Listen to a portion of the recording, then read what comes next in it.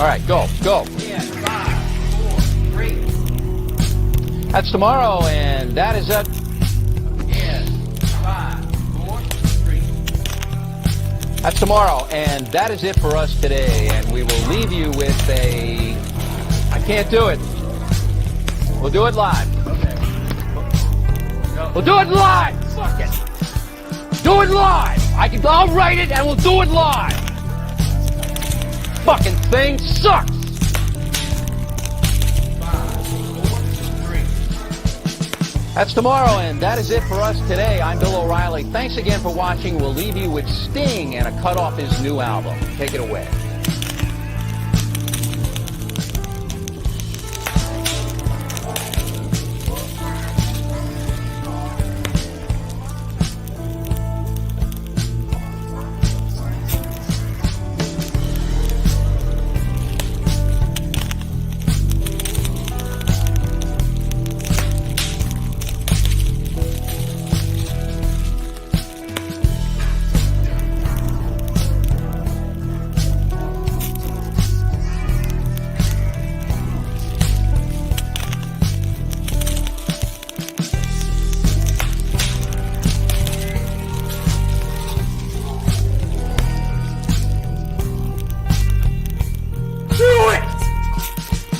Just do it! Don't let your dreams yesterday set tomorrow. So just do it! Make your dreams come true! Just do it! Alright, you're going back. You're going to standing? Okay. Alright. Are you intimidating me? Because you're trying Phone's it's about to die, so I had to... Alright, you know what? I got a standing desk too, Jace. I can stand up too. Think you're cool? Think I can't do a stream standing up, Jace? Hey, what's going on? It's your man Julito McCullum from HBO's The Wire. Some people say it's the greatest TV show ever, but you are watching Fireside Chats with the homie Big Chief Burrito. Hi, I'm Nick Mangold, 7-time Pro Bowler, and you are listening to Fireside Chats with Big Chief Burrito. I appreciate your time, brother. Thank you very much for coming on the show today. The best of luck.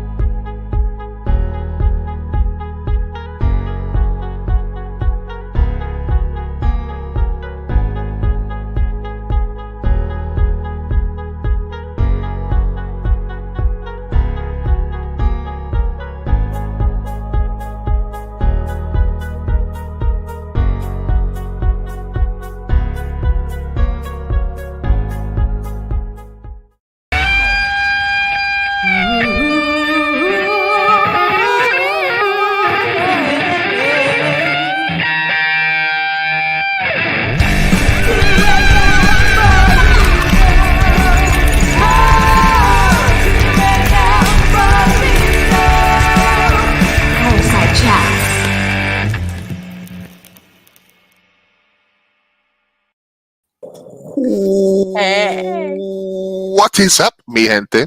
Hello, mi gente. Soon to have more specific intro music and stuff like that. But Yeah. I was just thinking maybe we should just be like 2 a.m. burrito, mi gente show. Mi gente Okay. show. Yeah, it could be like the same sort of concept. I could Same never sort- do Jovi's voice. I can't do it that justice at all. But that's why we have Jovi. That's why we have collaborators like Kurt and Jovi who love Jovi. made that song for me. Shout out Kurt Grewan, aka Florida Man, and shout out Jovi Olivas and her music. Welcome everybody, Mi Gente Show, live with you on a Sunday. On a Sunday. What is They this, episode 4? This is episode 4. Yeah. We had talked a little bit about for the last several weeks. One of the topics that we had on the table in our little list of things to discuss stuff that was going on in the world was the actual possibility of World War III happening, which was the Russia-Ukraine hostage, because this has been going on literally for forever, but more Yeah. specifically, it's ramped up over the last several weeks, several months.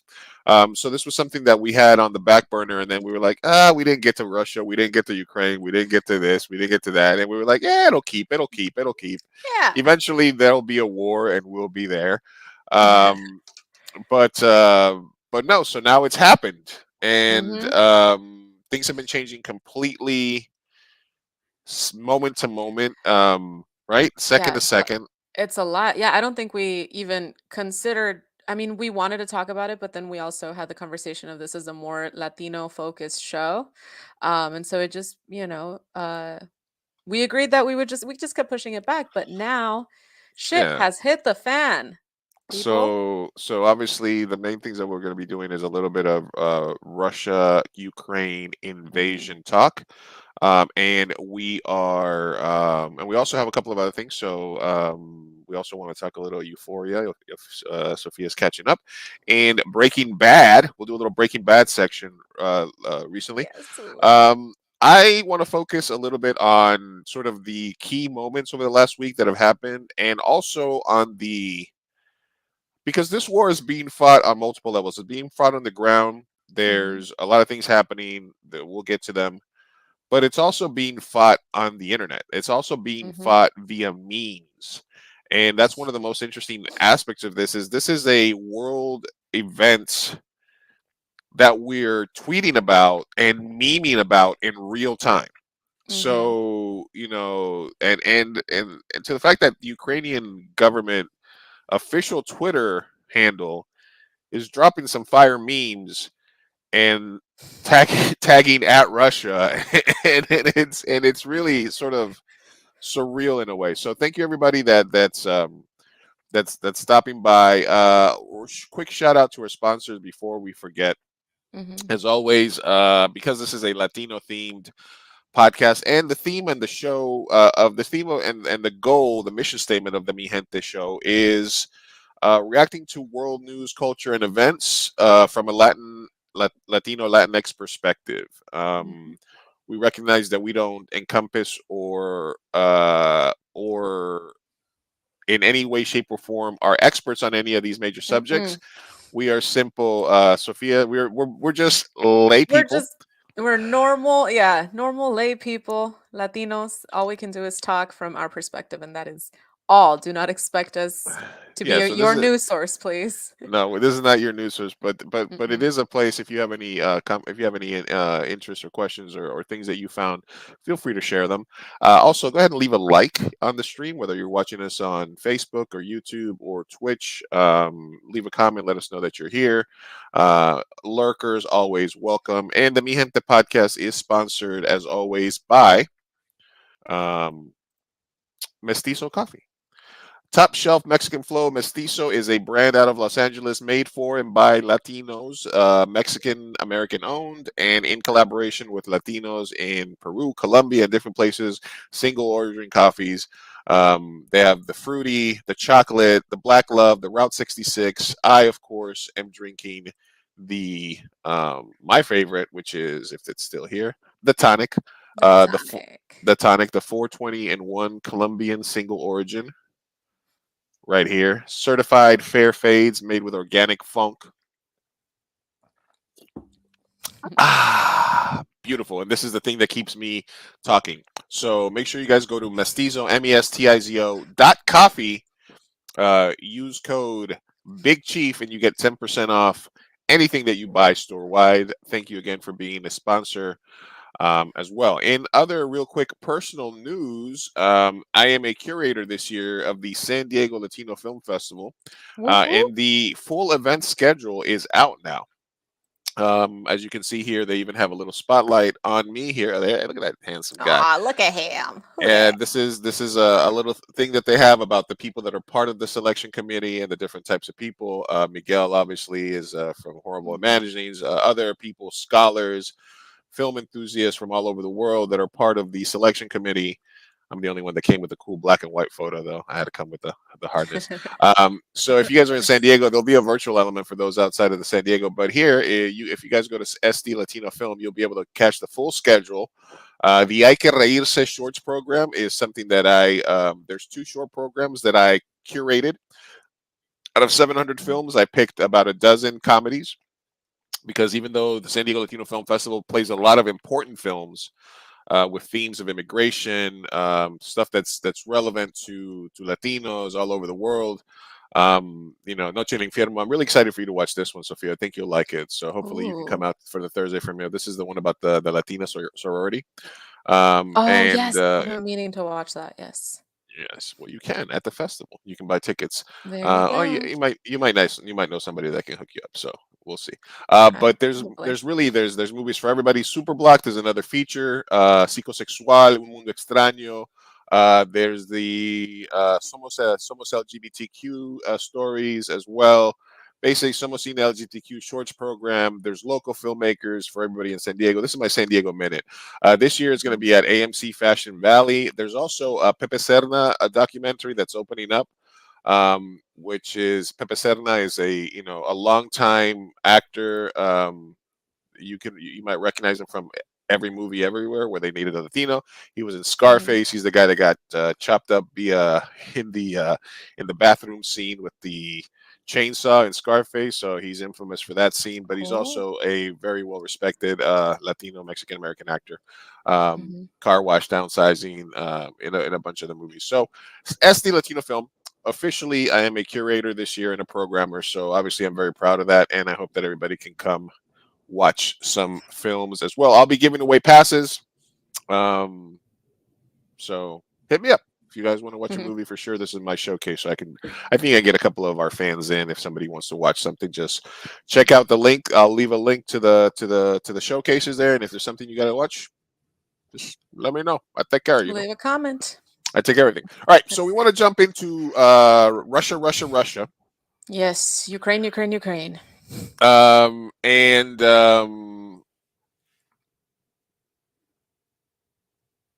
Okay, we have a question. I will get to your question Oh, we do. in a second here from I guests thought you who brought froze it. for a second. No, no, that's funny. So Sophia, and we'll if you guys have questions, then go ahead and drop them in the comments. We'll get there. But I want Sophia to start us off because you want to give Mhm. us a little bit of a background on a little bit of obviously if you Mhm. go far back enough, Mhm. we were all one country or from one place eventually, right? So if you want to play Yeah. the fatherland used to be this big and there was this and this stuff like that, Yeah. but break down a little bit of your research in terms of the conflict and where it stands now. Yeah, so previously to the actual invasion taking place, I had done a little bit of research because I did want to talk about it at least in terms of its history. And kind of get your opinions of what will happen. Now we know what will happen, so or what happened. So, but I did write down. I did have some notes, historical notes. It's kind of going to be just a quick bullet point list, Go ahead. um, about Ukraine and Russia. So, in 1991, there was a separation of the Soviet Union. I think we can go as far as back, but there has always been tension between Ukraine and Russia. It just always has been there since then.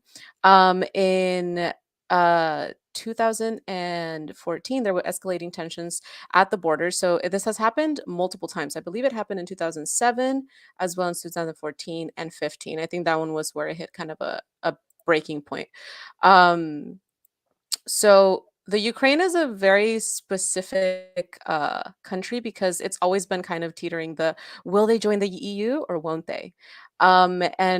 So it's kind of always been in the middle of a tug of war between the EU, between NATO, and between Russia.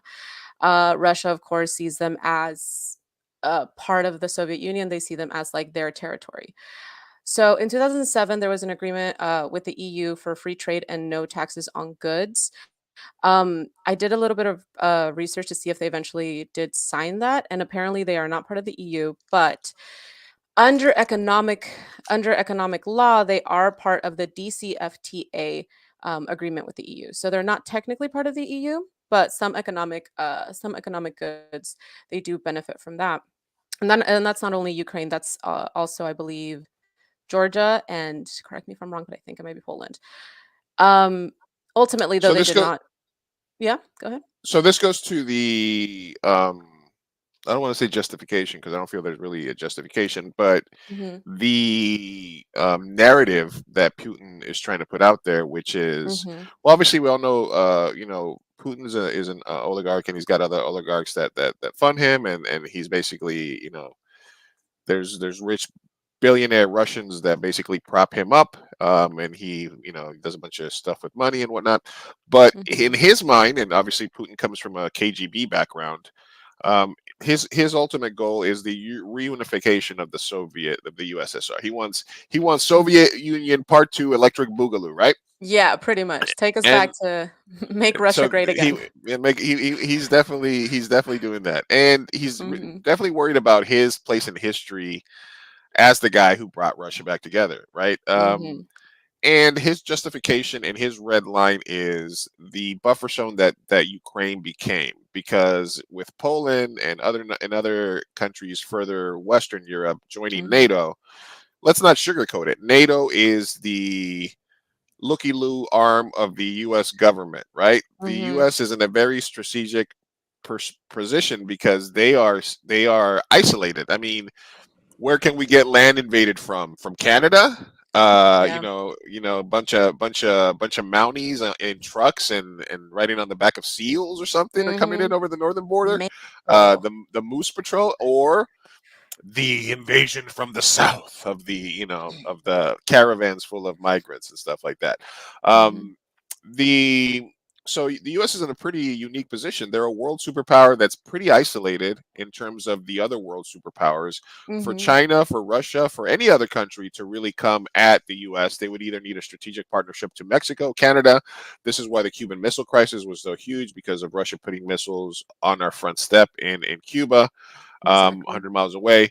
Um, so the justification from the Putin perspective is, the closer Ukraine joining NATO is a non-starter for them, because then Hmm. they have a force of military that's backed by the U.S. government and the West at their doorstep. So Ukraine, and something that went back is along what you said, is people have been saying that the U.S. basically led Ukraine down this path, Hmm. starting after the post Russia. So the U.S., obviously the U.S. interests lie in having Ukraine either join NATO or be a neutral state that's favorable to the U.S. Right? Hmm. And Putin is using that as an excuse for saying, then they're finding, okay, well, there's these separatist colonies in the east, and they are right. There was some shelling and some war crimes that occurred from the side of Ukraine towards those in Hmm. those areas. It's not like everybody's innocent in this. So I think their justification from the period you're talking about, all of that escalates. They take Crimea. They want to take more land. They want that Ukraine buffer Hmm. zone to be in between them and NATO. They take Belarus, who's really a puppet at this point for them as Yeah. well. So you're getting up to like 2014, 2015, which is Yeah. when this Well, ratcheted up. slightly before that, because there was a point in 2007 where they were actually kind of like, again, playing that tug of war of, Russia wanted the Ukraine to be part of their Eurasian Economic Union, and then the EU wanted them to sign with them, and that's when Russia was like, oh my gosh, like, no, you can't do that, you can't join the EU. They were kind of worried that they were going to side more with the Western countries. And so then that's when we get to, there were protests on the streets, there was, people dying. And then things kind of settled down because they ended up not signing either way. And then we get to the annexation of Crimea, and then we get to 2014, which is when Petro Poroshenko was elected. And Petro Poroshenko, I believe, was more of a Western supported guy, because before him, the president was Viktor Yanukovych, and he was very much like Russia leaning. Um, he was actually the one that turned down the economic deal with the EU after receiving a 15 billion loan from Russia. So you know. And I believe he was ousted as he was voted out immediately after that because of the violence in Ukraine from the protests. So then we fast forward to 2014. Well, you Petro can see Poroshenko. this Yeah. these are the NATO countries right here from Estonia, So Latvia, it's, yeah, Poland. so it's been kind of like, getting closer and closer. You So got the European Union, and then all these mhm, countries that have joined NATO. So basically, if you're in a perspective of Russia, you have Belarus, which is a puppet state, and you have exactly. Ukraine, and that's the only, and then you have the Black Sea. So that's why Crimea is so important Mhm. to them because it allows more defense in their southern region. Who the Mhm. hell knows what's happening up with Finland and Sweden? But this is basically the blue line of NATO Mhm. that they're having. Yeah, yeah, which I mean, we'll get to the is that justifiable, is it not? Um but as far as my notes go, then we Cyro get to the checking in. Minsk agreements. Heavy topic Hey, today. How are you, Cairo. corazon? Thank you. Corazoncito We are not bello. experts. We don't know shit about this, but we are talking Again, about we are not experts. We are it. just two We're just Latinos reacting. who we're trying. We're trying, React. Yeah, so then we get to the Minsk agreements. The Minsk agreements that happened as a result of the 2014 uh like the Russians got to the border again, and so there was, tensions were rising. And because of that, they decided to write the Minsk Agreement. Minsk One basically gives Russia special status and influence over the east of Ukraine, which has a lot to do with this was signed. So this has a lot to do with the also why the east is a little more, um, I guess, sympathetic to Russia's side as opposed to the west of Ukraine. Um, and so that was signed, Minsk, and then it was never followed. So then there was a follow-up, Minsk II agreement. Again, signed and never followed. That one was actually a little more aggressive on the Russian side, um, because it was essentially it was very authoritarian. It was basically like wanting to make Ukraine like a Russian mini state. And they weren't able to like have any of their army in the Donbass region, but Russia was. So it was very like, yeah, it was very uneven, the Minsk II agreement. So um yeah, so the polling was 15% of Ukrainians, only 15% of Ukrainians accepted the Minsk II. Um Again, I believe it was signed and never followed, correct me if I'm wrong, but that leads to now, because tensions eventually settled and the UN kind of backed away, NATO backed away. Ukraine decided to just basically stay impartial. Um, This is a meme relevant to Cyro just because then she say, popped up. This is it. This is Ukraine saying, "I will do it. I will face Russia," and then U.S. says, "You have my sword, you have my bow, and my axe," and then oh my they're just like, god, this is "Go so ahead, sad, but so go ahead, true. It's like go ahead." it's just so unfortunate. They're right in the middle. You Well, have my that's what I'm sword, saying. Like, the so bow. basically, the U.S. Mhm. basically It's like we'll was support you, de lejitos. yeah, we're saying it's like, hey, hey, Pero you de guys need to lejitos. stand up to Russia. You guys need to be tough. You guys are Yeah. yeah. Here's some guns. We're not coming in. Now, Yeah. the thing about it is, I don't think the U.S. really, because the whole thing is okay. They wanted Ukraine to be part of NATO. Mhm. I mean, Ukraine has its own problems. Like some of the stuff that Putin says about like the denazification of the country is bullshit. Obviously, they have a Jewish president, Mhm. but Yeah. Ukraine does have some far right wing extremists. They do have. There are stories that I pulled up that are talking about it. So the Mhm. question is, Of course. did the U.S. really ever want Ukraine to be in NATO? Because if Ukraine is officially a NATO member and a NATO member gets attacked, then the rest of NATO is Has to obligated go in. Yeah. to go in. So Mhm. I don't think like Russia, Ukraine as a NATO nation was a red line for them. They didn't want a powerful arm of the U.S. and Western governments at their doorstep. And but really, I don't think that the U.S. they wanted to make NATO think that they should be. But I Mhm. don't really think the practical nature of them being a part of NATO would have been really that good for the U.S. because then if Russia does something crazy like this, then you have to do it. And then we're not Yeah. that far from, and then Russia already has their nuclear arsenal at full capacity and at full thing. Um, so it's like one way or another, it's like a game of chess, right? At the game of chess, when Mhm. you start playing, you start moving things around, you're setting stuff up, you're setting stuff up. But at some point, you got to like make the move. You got to Mhm. take out the rook that causes them to take out your pawn, that causes them to Yep. do this. You have to start the process, Mhm. and in this case, if you were to play out that scenario to its natural conclusion, it would be, you know, somebody releases a nuke, somebody does Mhm. this. I watched a movie that was relevant to this called The Sum of All Fears the Mhm. day before yesterday, which was basically about a rogue operator from a different country that set off a nuke in the U.S. because they wanted the U.S. and Russia to fight each other. Mhm. So they basically made it look like they were attacking each other in order to make that happen. Spoiler alert. But Damn it! I was gonna damn watch it, it. damn it, this movie Arr. from 18 years ago is so relevant.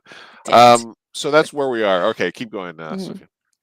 Well, as far as the lead up, that's pretty much it. We got to the Minsk 2 agreement. Signed, never followed. And yeah, then at 5 a.m. Ukrainian time, SpongeBob SquarePants. The movie is very similar as well. Yeah, that's Oh good gosh. things. Excellent, excellent And things. yeah, so they invaded at 5 a.m. Where were you when that happened? I was It asleep, was I guess. nighttime here, so it was 5 a.m.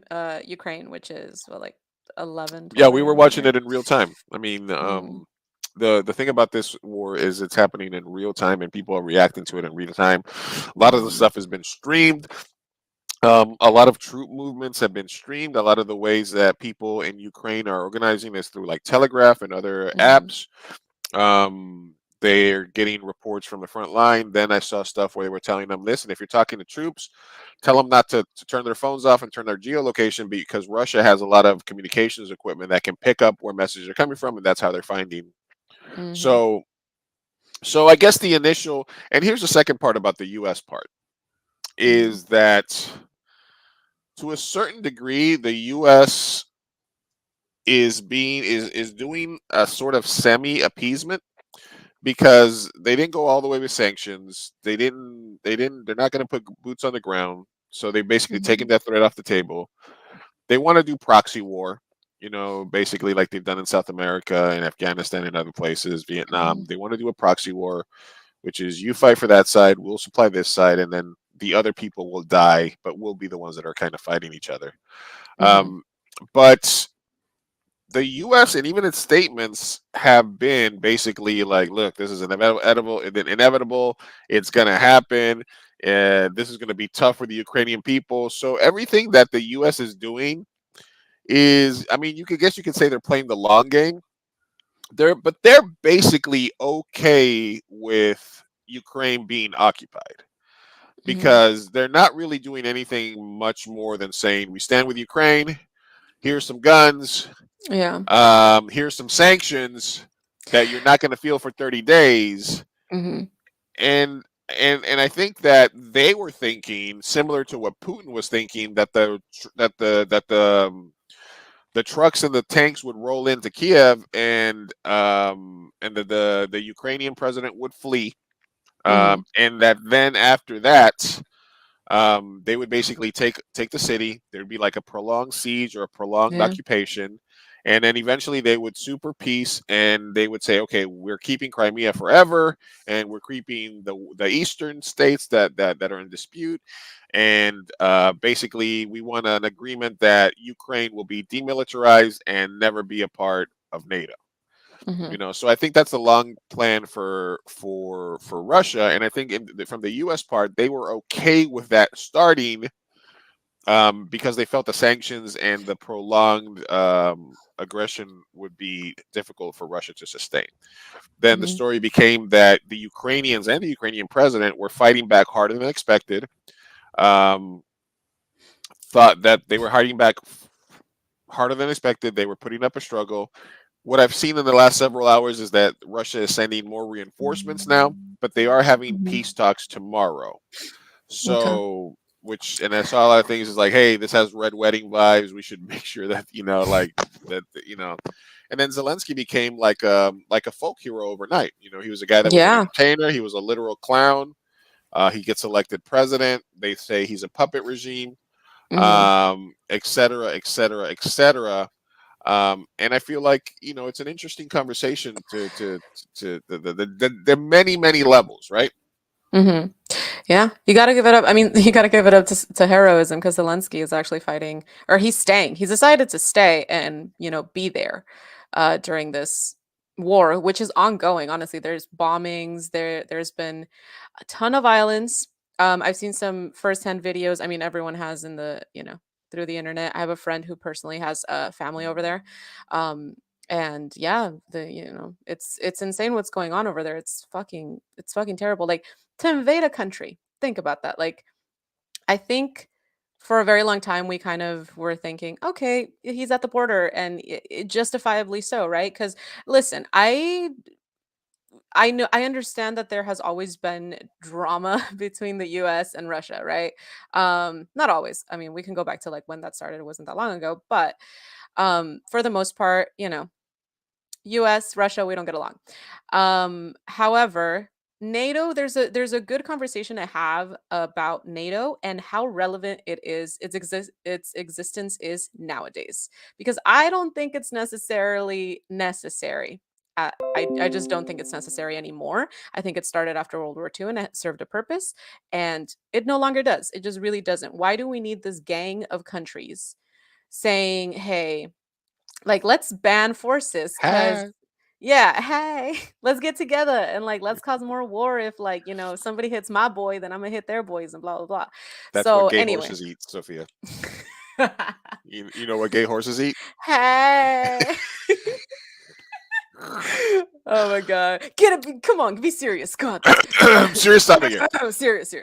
No, No, well, but NATO is protecting U.S. and Western interest, asset right. interests in the world. Well, and then the But U.S. that's the thing. It's not necessarily, I don't think necessarily it's unfair to say that, like, if countries like Russia feel attacked by by something like NATO, I can understand that. That's fine. Like the Cuban Missile Crisis, we didn't like it when they did that to us. So I understand. And I think leading up, my opinion was very much like, okay, it's not cool to be at the border. It's not cool to, like, have rising tensions. Um but I get it, because like NATO, I get it. We don't want the nukes to be there next door to Russia and all that stuff. So like I get it, Putin. Where I really flipped to anti-Russian sentiments is the minute that the invasion occurred. I think that's just disgusting. I don't know how anyone can justify that. Because the minute that they invaded, it's like you go from preaching about this, like, oh, like, defensive little old me, I don't want the nukes there, to, oh no, now they're just fighting an offensive war for no fucking reason. Like, mind you, nothing has happened really. They haven't signed into the EU, they haven't gone into NATO. So it's just, I don't know, it seems like Putin is just, I don't know what his interests are in, it very much seems like finally, uh he showed his cards, and his cards are, he just wants the Ukraine to, like Crimea, he wants them to become a part of Russia. And that's not cool, because the Ukraine is its own sovereign country with its own people and its own identity. And I don't care if he wants them to be a part of Russia. It doesn't matter. Guess what? Mexico, like, half of fucking the US was part of Mexico at one point. Does that mean that Mexico gets to bomb us and just fucking, like, no, like, I mean, I just feel like taking shit by force and holding on to this thing of like, oh, what was, especially like you mentioned earlier, at some point we were all fucking, it's been all intermixed. And these are the lines that we've drawn. I don't like borders, but if we're going to have them, you know, Respect. let's not invade each other. Respect it. Yeah. No, I mean, and from a practical standpoint, how does this affect Latinos? Well, Hmm. World War III would be bad for everybody if you Hmm. play out this chess game and all the pieces. Would Russia and everybody, even Germany's against Russia right now, Hmm. and I It's hard guess not to. I mean, it would be basically be Russia, Belarus, and possibly China Yeah, versus China's China's trying to play both sides right now. hmm But I think if Russia were to make any major moves, I think they would want China on their side, because if you're going to go full WW3, then it's basically China and Russia versus the US and the rest of the world and Europe hmm would be the battle. And that is scary as fuck, especially living in San Diego, because what are the targets in the U.S.? New York, yeah, capital of the UN, capital of the LA world. probably. LA, you know what? I think Russia and China love Hollywood too much That's and true. Hollywood Maybe. movies, but You know, the boobies, San Diego's got a shit ton of military bases. We military have stuff. a Yeah. major part of our air force is here. We have shipbuilding Aren't capabilities. the boobies the nuclear? Nuclear What the fuck reactor is it? too. Yeah, it's Yeah, a it's a reactor. nuclear. Yeah. Yeah, Sorry, it's they're to those who don't live in San Diego, we have these things, we call them the boobs, the boobies, because they're just two nuclear reactors and they kind of look like boobs. Anyway, that's the they are context. the boobs. Yeah. So yeah, nobody's touching Florida. Nobody gives a fuck about Florida. It's all right. You're right. You'll be fine. Enslaved by vegetables. Enslaved by vegetables. Naples will be spared. All right, I want to get to some meme agents of stuff, but we had a question Yeah. yesterday. I don't know if guessed who farted. So a general question. The cartels are engaging in combat all over Latin South America, but most media ignores it. But Putin goes after Ukraine. It's front page news. Should they both be treated equal since the loss is likely greater or back there in North South America? That is, I don't know if that's full on whataboutism, but it Mm, is. I mean, it's relevant in the same way that you can say, there's a mass shooting with 30 people yeah. Human versus. trafficking, Well, violence. no, what I meant to say is like, okay, what's the difference between a mass shooting, one single mass shooting that has 30 people, or 15 shootings over a weekend in Chicago or in New York where 30 people die? Mhm. That's basically like, do they cancel each other out? Should you be talking about both of them in the same breath? I don't know. They're both Mhm. gun violence and they're both stuff like that. So I understand what you're saying, but they are in different contexts. Cartels and, well, I mean, obviously we should legalize all drugs to sort of take away some of their power. Mhm. But even the cartels are moving to avocados now. They're in human trafficking and a bunch of other stuff. They're into crypto. uh, and that's one of the things from SNL last night where they're like, oh, Putin's got his money in places where, they're like, oh, he's into crypto too. Fuck. So I think that this is what's happening now, and we haven't had a full-on world war in many, many years. We've had lots of little Yep. skirmishes and civil wars and stuff like that, but this is the first major thing that could cause a real international incident in a Yeah. while. So I think that the the sad part about cartels in South America and in Central America is that it's very common news at this Mhm. point. Like Yeah. I it's a mean, and also I don't like the notion of this one thing is getting so much attention. So like, but there's also this other yeah. thing. There's And like, always why are we something talking else. about, because there's always something. We could talk about Palestine and Israel. That's some shit that I get really Yeah. fired up over. But that's not where we're the conversation at hand. And we can talk about all the things. But what's happening right now, especially within context, this could lead to a global World War III. So it's definitely important to talk about. Yeah. Nukes are on Um, the table. and just because we're talking about this now doesn't mean that like, oh, nothing else matters. And there's plenty of issues in the world. And surely we can eventually talk about all of them. All right, so I got a bunch of tabs. Let's knock some of them out. This is something that I saw Let's yesterday that do was it. kind of interesting. Let's Mhm. see if you guys can hear it. Let's see if it'll. Well, I had it loaded to play. Buddy, booty. This is John. All right, let me see. The West is You hear that? leading Ukraine down the primrose path. Yeah, I And can't. the end result is that Ukraine is going to get wrecked. And I believe that the policy that I'm advocating, which is neutralizing Ukraine and then building it up economically and getting it out of the competition between Russia on one side and NATO on the other side, is the best thing that could happen to the Ukrainians. What we're doing is encouraging the Ukrainians This is to 2015, play by the way. tough with the Russians. Yeah. This is We're the Minsk 2 encouraging era. the Ukrainians to think that they will ultimately become part of the West because we will ultimately defeat Putin and we will ultimately get our way. Time is on our side. And of course, the Ukrainians are playing along with this. And the Ukrainians are almost completely unwilling to compromise with the Russians and instead want to pursue a hardline policy. Well, as I said to you before, if they do that, the end result is that their country is going to be wrecked. And what we're doing is, in effect, encouraging that outcome. I think it would make much more sense for us to work to create a neutral Ukraine. It would be in our interest to bury this crisis as quickly as possible. It certainly would be in Russia's interest to do so. And most importantly, it would be in Ukraine's interest to put an end to the crisis. So 2015, this guy nailed it pretty much, which is, the U.S. Talks a big game, pumps up Ukraine, says, come on, you can do it. You can be the little engine that stood up to the big bad Russian bear. So that's the question. Here's another part. Is there a way, let's say Ukraine is battling hard and it's rougher than Putin thinks, and he's getting the embargoes and the penalties, what are those called? Sanctions start to wear, and then his rich billionaire friends are like, I can't get my money, blah, blah, blah. How does he save face? How does he get out of this and save face? Because it's hard because the UK Prime Minister is already talking about charging them with war crimes. There's all this stuff happening. So again, how does he save face? I mean, I don't think he really can. I cannot emphasize this enough. It was an invasion and there are thousands of people dead. I don't know that you can go back from that. That seems like a very severe war crime. Yeah.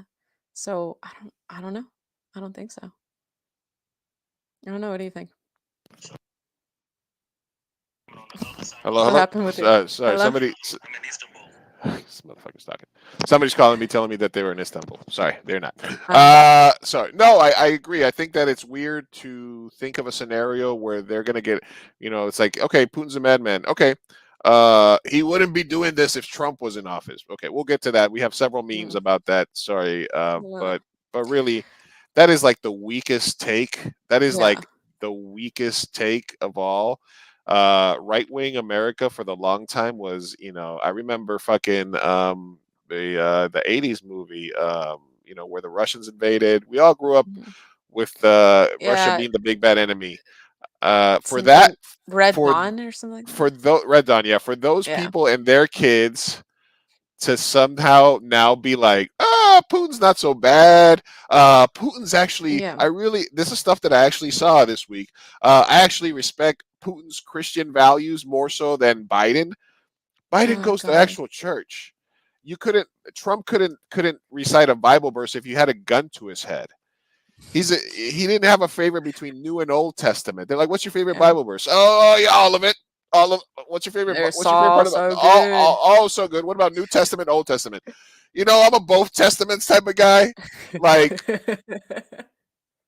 Like he couldn't even come up with like the Pulp Fiction, like the fake Jules Bible verse. Yeah.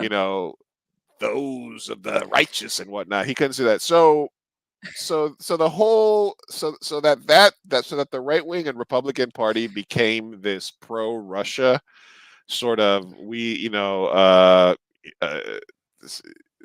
this whole thing is dumb. That's number one. Not that I want to get not that I'm trying to get sidetracked on that. Okay. But I mean, the hypocrisy is real with the alt-right, so yeah, no. Best case scenario, in my opinion, is that Russian people and army turn on Putin. I mean, there's that scene in Dark Knight where the Joker is hanging out with all the people, and he says, "We killed the Batman." I don't know how that's not the easiest scenario for this to end. If the sanctions start taking place, if the war becomes paraded, if God forbid they have to deal with like a Ukrainian insurgency, and you have people from Canada, people ex-military. There's a bunch of war tourism going on. People that want to go, they're having like an international militia. They're arming women. And anybody from 18 to 60 that wants to fight. How how does that not end? How does that, if there's a protracted incursion and then they have to deal with an insurrection and then they're dealing with sanctions at the same time, then what is, and then you constantly have to continue to destroy the infrastructure of the country that you're trying to occupy. Mhm. And if you say your goal was never to occupy but to denazify, demilitarize, save these people, and then you're going to back out, Mhm. I don't know. Is the saving face like pressing a button and saying fuck it? Like, is he that big Mhm. of a crazy motherfucker? Um I mean, yeah. The thing is, did you watch Putin's speech? It's an hour long. I only made it like 30 minutes in, but it's just basically this man ranting. Well, not ranting. I mean, he was eloquent, but basically saying that he wants to essentially return to the glory of the Russian Empire. In so many words. So it's very hard for me to sit here and believe any of the justifications that he is bringing, including the NATO, including any US related justifications. Um, it to me, it just seems like he wanted to be Crimea Part Two. He just wants to return to the old Soviet Union. Yeah, those are some St. Petersburg. Yeah, that's beautiful. I loved those people are risking their lives. Like it's illegal. They don't it's illegal to yeah, protest you in can get sent Russia. to a gulag. You can get sent to Siberia. Exactly. So to me, like that's just beautiful. The fact that like, and it wasn't just in St. Petersburg. It Yeah. was all over Russia. And man, yeah. Well, one of the things that I've read also is that, Putin is pre-internet, and he's a lot like Trump in that way, and that he doesn't really Mhm. like a lot of technology and shit. So I think Right. if it's true that he's still living in like a pre-internet sort of world, and still Hmm. has these old views and thinks that he's gonna do, USSR Part Two, Electric Boogaloo, um, then then he has miscalculated the power of TikTok and the power of like Twitter. Like, this is we're Yeah. literally memeing them. We're memeing this war in In real real time. time. Yeah, I know.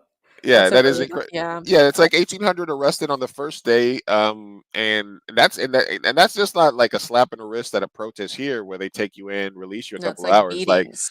that's like beatings. That's like re-education Hmm. camps. Like, it's like you can get like totally all the way fucked, et cetera, et cetera. So this is happening in real time. That is brave of them. Imagine taking the crisis and turning it into Trump versus Biden. Yeah, it's not. It's Yeah. definitely not a Trump Biden thing, but I feel that it's not a Trump Biden thing. But there's some really weak takes out there. When you look at the evidence of what of Trump's involvement with Russia.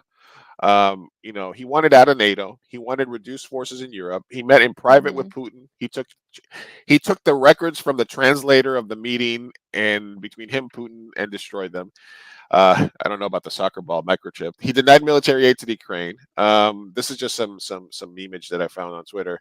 Let's see what else we have. Ivanka and Putin's girlfriend went on vacation together. Right, that Mm, was a thing that happened. Um, interesting. he met behind closed doors in July for 2 hours against the advice of FBI. Um, Summer 2016, Ivanka Trump went on vacation with Putin's girlfriend. Trump gets a lot of his money from Russia, a lot of loans from there. Hmm. So this is another one. You're a genius. That's and so Trump and Tucker Carlson are like that's the Oh no. they're the most popular even money bet to be like, if there's people here in the US that are actual Russian agents or compromised by Russia, Tucker, Trump, some people say Tussie, right? Hmm. Are they do some stuff? Um, I don't know, man. I just think I don't think it's obviously it goes back hundreds of years before Trump Biden, but I think the how would we be dealing with this if Trump was still in office question. It's it is. That's it's hard not to wonder what would be happening if he was president right now, Hmm. Dizzy. Yeah, absolutely. I don't Hmm. know. Like, Absolutely. because I don't know if he would flex, but if he's truly like if all the shit that he did in all the shit with Ukraine and basically saying we're gonna not give you aid unless you help investigate Biden. It was a perfect call. It was a perfect call. No quid pro quo. I mean, we forget that happened. Like Mhm. like they eventually were holding off aid in order to help fuck Biden. And if Trump was really bending over to Russia for 4 years in office, what makes anybody think that now he would have gotten tough? What Mhm. makes anybody think that oh, but this, you know, what do you? I mean, unless he was like completely like unless he would have threatened. If you're telling me Trump would have done sanctions, but also threatened and said, Putin, if you move past the border of Ukraine, we will declare war on you. I No. don't think he would have made that move. Trump was also for pulling troops out of all of Europe. He wanted to pull troops out of Europe. He was the one that put a plan in place to take the troops out of Afghanistan. Joe Biden just executed the plan that he had put in place poorly. He executed the plan poorly, but it was the plan that Trump put in place. Mm. So it's hard for me to think that Trump running on not getting involved in foreign wars would have taken more step than Biden has. And the only way you could have taken further, harder steps is troops on the ground, which would be that domino falling and causing Russia to make the next move, Mhm. or saying or threatening to put troops on the ground, or I don't know what else. What else could they? What else? What else? What stronger move other than just so somebody saying, "Oh, Putin was scared of Trump. He never would have dared to do this." Like there's actual memes. They're like, "Wait, wait, okay, now, Mhm. right?" Yeah. Yeah. How do you I how do you mean, feel that?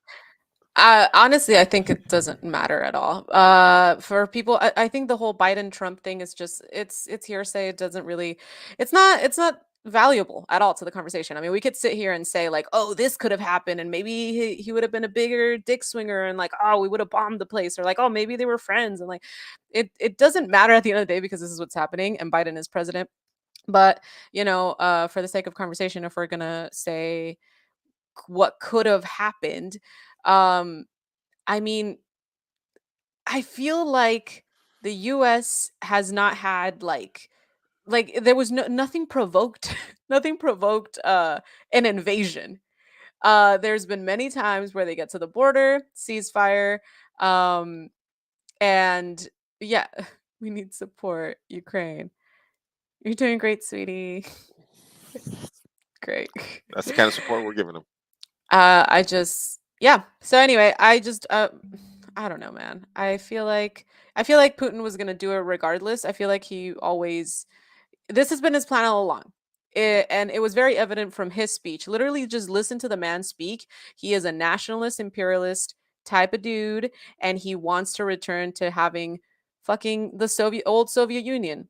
That's his ultimate goal. I don't know how old he is. I don't know if he's like has a dying wish or what, and he wants to like, I don't know, but maybe he wants to like just get them Look, back together before he dies or something. yeah, he wants But to be the guy. I don't think that like Biden and Trump would have made that much of a difference because I don't think that we are that involved directly with this situation. As in like, could it have stopped the invasion or caused worse things? Like it was gonna happen. It was definitely going to Yeah. happen. Like he's Uh, the aggressor. He's being the aggressor. Russia's being the aggressor in the situation. And like when someone is aggressing, like I'm sorry, but like he didn't get his way, and so he decided to cause genocide. Like that's cool. I don't think Trump or Biden could have been like, no, dude, don't do that. I don't think it would have no, made a difference. no. And if you look at the actions, you can make a clear case that in some areas he was softening up the defenses, Hmm. weakening NATO, weakening Ukraine, Hmm. withholding help and stuff like that. So Hmm. it doesn't really matter. He's not there right now, and I don't think he will be again. Hopefully, I think he um, will. I think he'll you, get th- voted again. you think he's gonna? You think we're getting Trump part two? It's a Electric Boogaloo? pendulum. Yeah, it's a pendulum, and this country is getting more and more red, and there's just so much resentment that goes deep into the economy, and unfortunately, like, we have the alt right, and then we have the right in the Democrats. Like, there's no left in this country. So when you have like people that are just constantly bullshitting you, you get more angry people. And when you have also like just, I feel like a lot of people are getting more and more angry and going to the far right sections of the internet. Mhm. And right now, with Biden being in power, I just feel like it's a pendulum and it's going to swing back to maybe not necessarily Trump, but I do think the next president's going to be a Republican. Sadly, that's my prediction. Really? Yeah, So, that's my prediction. Cyro bringing the Harry Potter memes here. Yeah. Oh yeah, Why is that it? one was my favorite. That one was my favorite. Why is it when something happens, it's always you So three? it's you three. USA, Russia, China. Yeah. I don't know. Who knows? Man, it's gonna be interesting. Obviously, what happens at the next election. But I do feel that Just wanted to say I- I agree with Sophia. Thank you. why don't you Yeah, marry her then? it's unfortunate. Would you marry Marry Sophia? me, Man? please. Yeah, she's already married. Um, We could talk about that another time. that's another The time. For US politics is stupid. So the memes were coming in hard, and then the other part of that is the My Freedom crowd. There's another one that I saw, which is Ukrainian men 18 to 64 to stay behind to fight, no complaints. American men told to wear mask in Walmart while they're buying LARPing camo and tobacco dip. My Full on tantrums freedom. about my freedom. My freedom. That's another Yeah. thing, man. Like you think you know what tyranny is until you see tyranny, right? Um, Yeah. so that maybe if there's any good of it, like maybe the Al Qaeda crowd can sort of relax about the whole like tyranny and like, oh, they're forcing me to, this is Nazi Germany, they're forcing us to wear masks and mandates and Mash. passports and show me your papers and blah blah blah, and it's like, no, man, these motherfuckers are putting their kids on buses to the border and Mhm. they're staying behind to fight. You got like the Klitschko brothers who were like heavyweight boxers, and now one of them's the mayor of Kiev. They're staying to fight.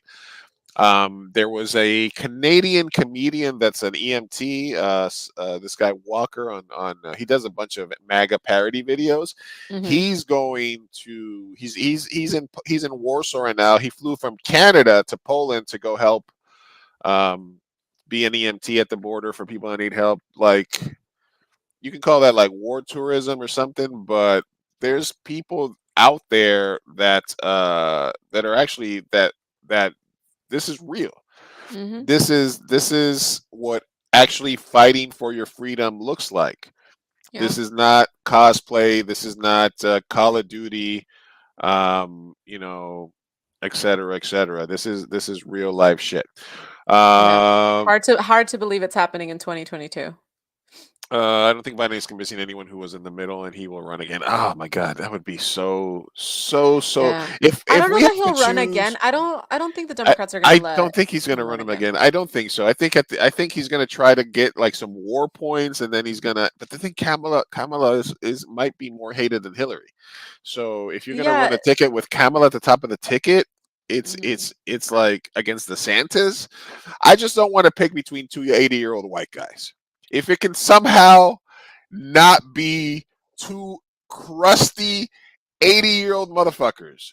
We got Mhm. we need a Zelensky type. We need like a 45-year-old. We need somebody with some pizzazz. Mhm. We don't need an 80-year-old crusty white dude. I don't want it to be two 80-year-old dudes. I'm just sorry. I mean, listen, they might give it to you because honestly, I think I can see the next two candidates being young and being, Like, I think it would be PC, so maybe like, all right. We're in 2022. All right. If Mhm. it, from the because I give it up to my friend Josh, like back in the day, like before Obama's first term, like during Mhm. during the primaries, like the year before, we were talking like, oh, who's going to run against Bush or who's going to run in the election after Bush became president, right? After Bush came Obama, right? And who's going to run, and it's going to be against who, and blah blah blah, against Dole or who was it? Was the Arizona guy, right? McCain. Yeah, McCain. And my boy out of nowhere was like, "Oh, I think they should run somebody."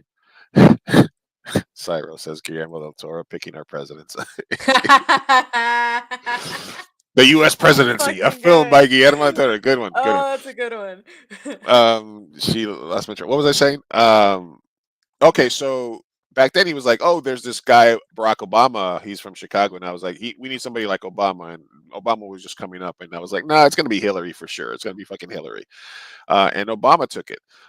So right now, 2 years before the next presidential election, from what you know around, what would you say if you had to choose now would be the Democrat ticket? I think we don't know. That's what We I don't know. know. We don't I know, think we don't know the Sophia. I person. I know we No, don't know, Sophia. I'm asking you to pick. no. I think it's gonna be someone that's not popular. Like we I don't need know you to them pick. by main. I can't I, because I don't I think it's need you to gonna be. I pick think right it's now gonna because be. then we can do this bit 2 years from now during the election. So I need you to pick. It's gonna be a random Mm-mm. person, All like right. I'll give you mine first. Yeah, I'll give you mine first. go for it. You're not wimping out of this one. Come on. No, it's not wimping. I just It's not literally a. am It's telling you. no, no, no. Okay. You will give me a name. No, I'm not. I'm gonna tell you right now. I'm gonna give Go you for my it. You're prediction gonna on be the wrong, Democrat. but go ahead. I'm gonna give you my prediction on the Democratic tip. I'll bet you. Okay. I'm not even partaking. I'll bet you $1. All right. This is all you. No, I'm telling you. Okay, go for it. Yet, did you never go to improv class? Yes, and Yes, and go for do it. not deny Who- the premise. Do not deny the premise here. We are Okay, who are you gonna bet? I am telling you right now, based on the Okay. current field, hmm based on the current field of candidates, ruling out, some mystery guy coming out or girl coming out of the woodworks. I would say right now, if I was a fly on the wall at DNC headquarters, I think that they feel they go full Wokenstein. They say Biden is not fit to run, and they go Kamala Buttigieg. They go Kamala, Mayor Pete. Mayor Pete got some experience in blah blah blah government. Kamala VP for 4 years, even though she's like so many flubs and just kind of like just a bunch of shit that's not falling right for her. Even though the VP job is bullshit. So right. So they go Harris, Buttigieg, and they basically try to run on the fact that Biden appointed an African American woman to the Supreme Court. The war, hopefully the economy is a little bit better in the next 2 years. They're going to be hopefully in a little bit of more of a COVID recovery, and I feel that they think that they can push those two. First openly gay candidate, woman. They're going to try Gay and dude and cover the black woman. Yeah. Both the right wing the in policy. the Yas Queen ticket, right?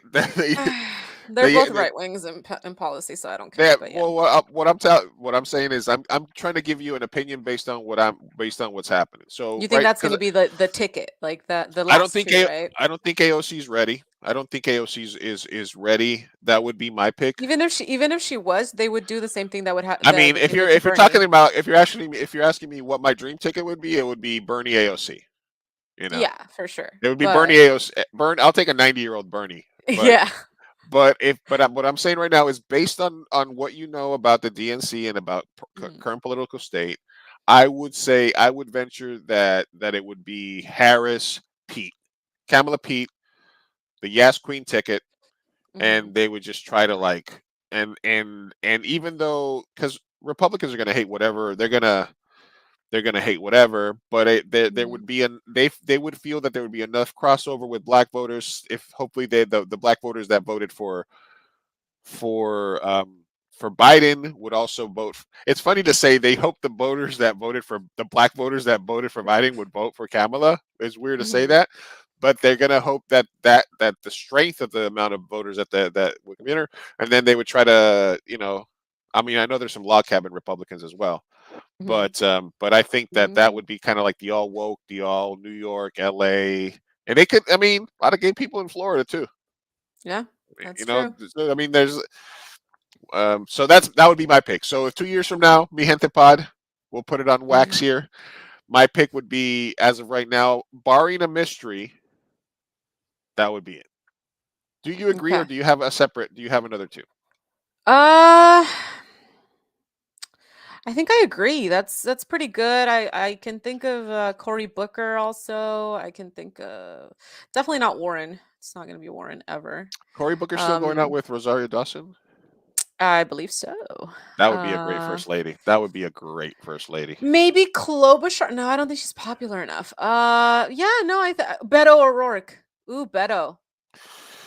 Yeah, I think Beto's that so Beto's going to lose to Ted Cruz. He's going to lose to the governorship, and then you think he would really they would trust that he would have a chance to be on the ticket though, because he lost to Ted no, Cruz. because you're not letting me say that someone is going to come from left field. I really think that whoever is going to be someone from left field because they know that they're going to lose to the Republican ticket unless they bring somebody that is unused, has no history. So it's not going to be Hillary. I don't think it's going to be Kamala.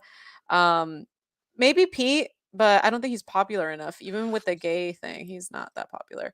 So I think this is going to be someone new. I don't know. I don't know who. I can see Kamala being in there somehow because they're trying to. It's like making fetch happen. They're trying to make Kamala happen. Um, so I don't know. I'll say I agree with you. I can see that being the ticket. I hate it, but I can see that being the ticket. I can also see Beto, Corey, Booker. Yeah, I don't I think like, Yang has a chance. I don't think Warren has a chance. I don't know. This is all very speculative. I have no yeah, idea.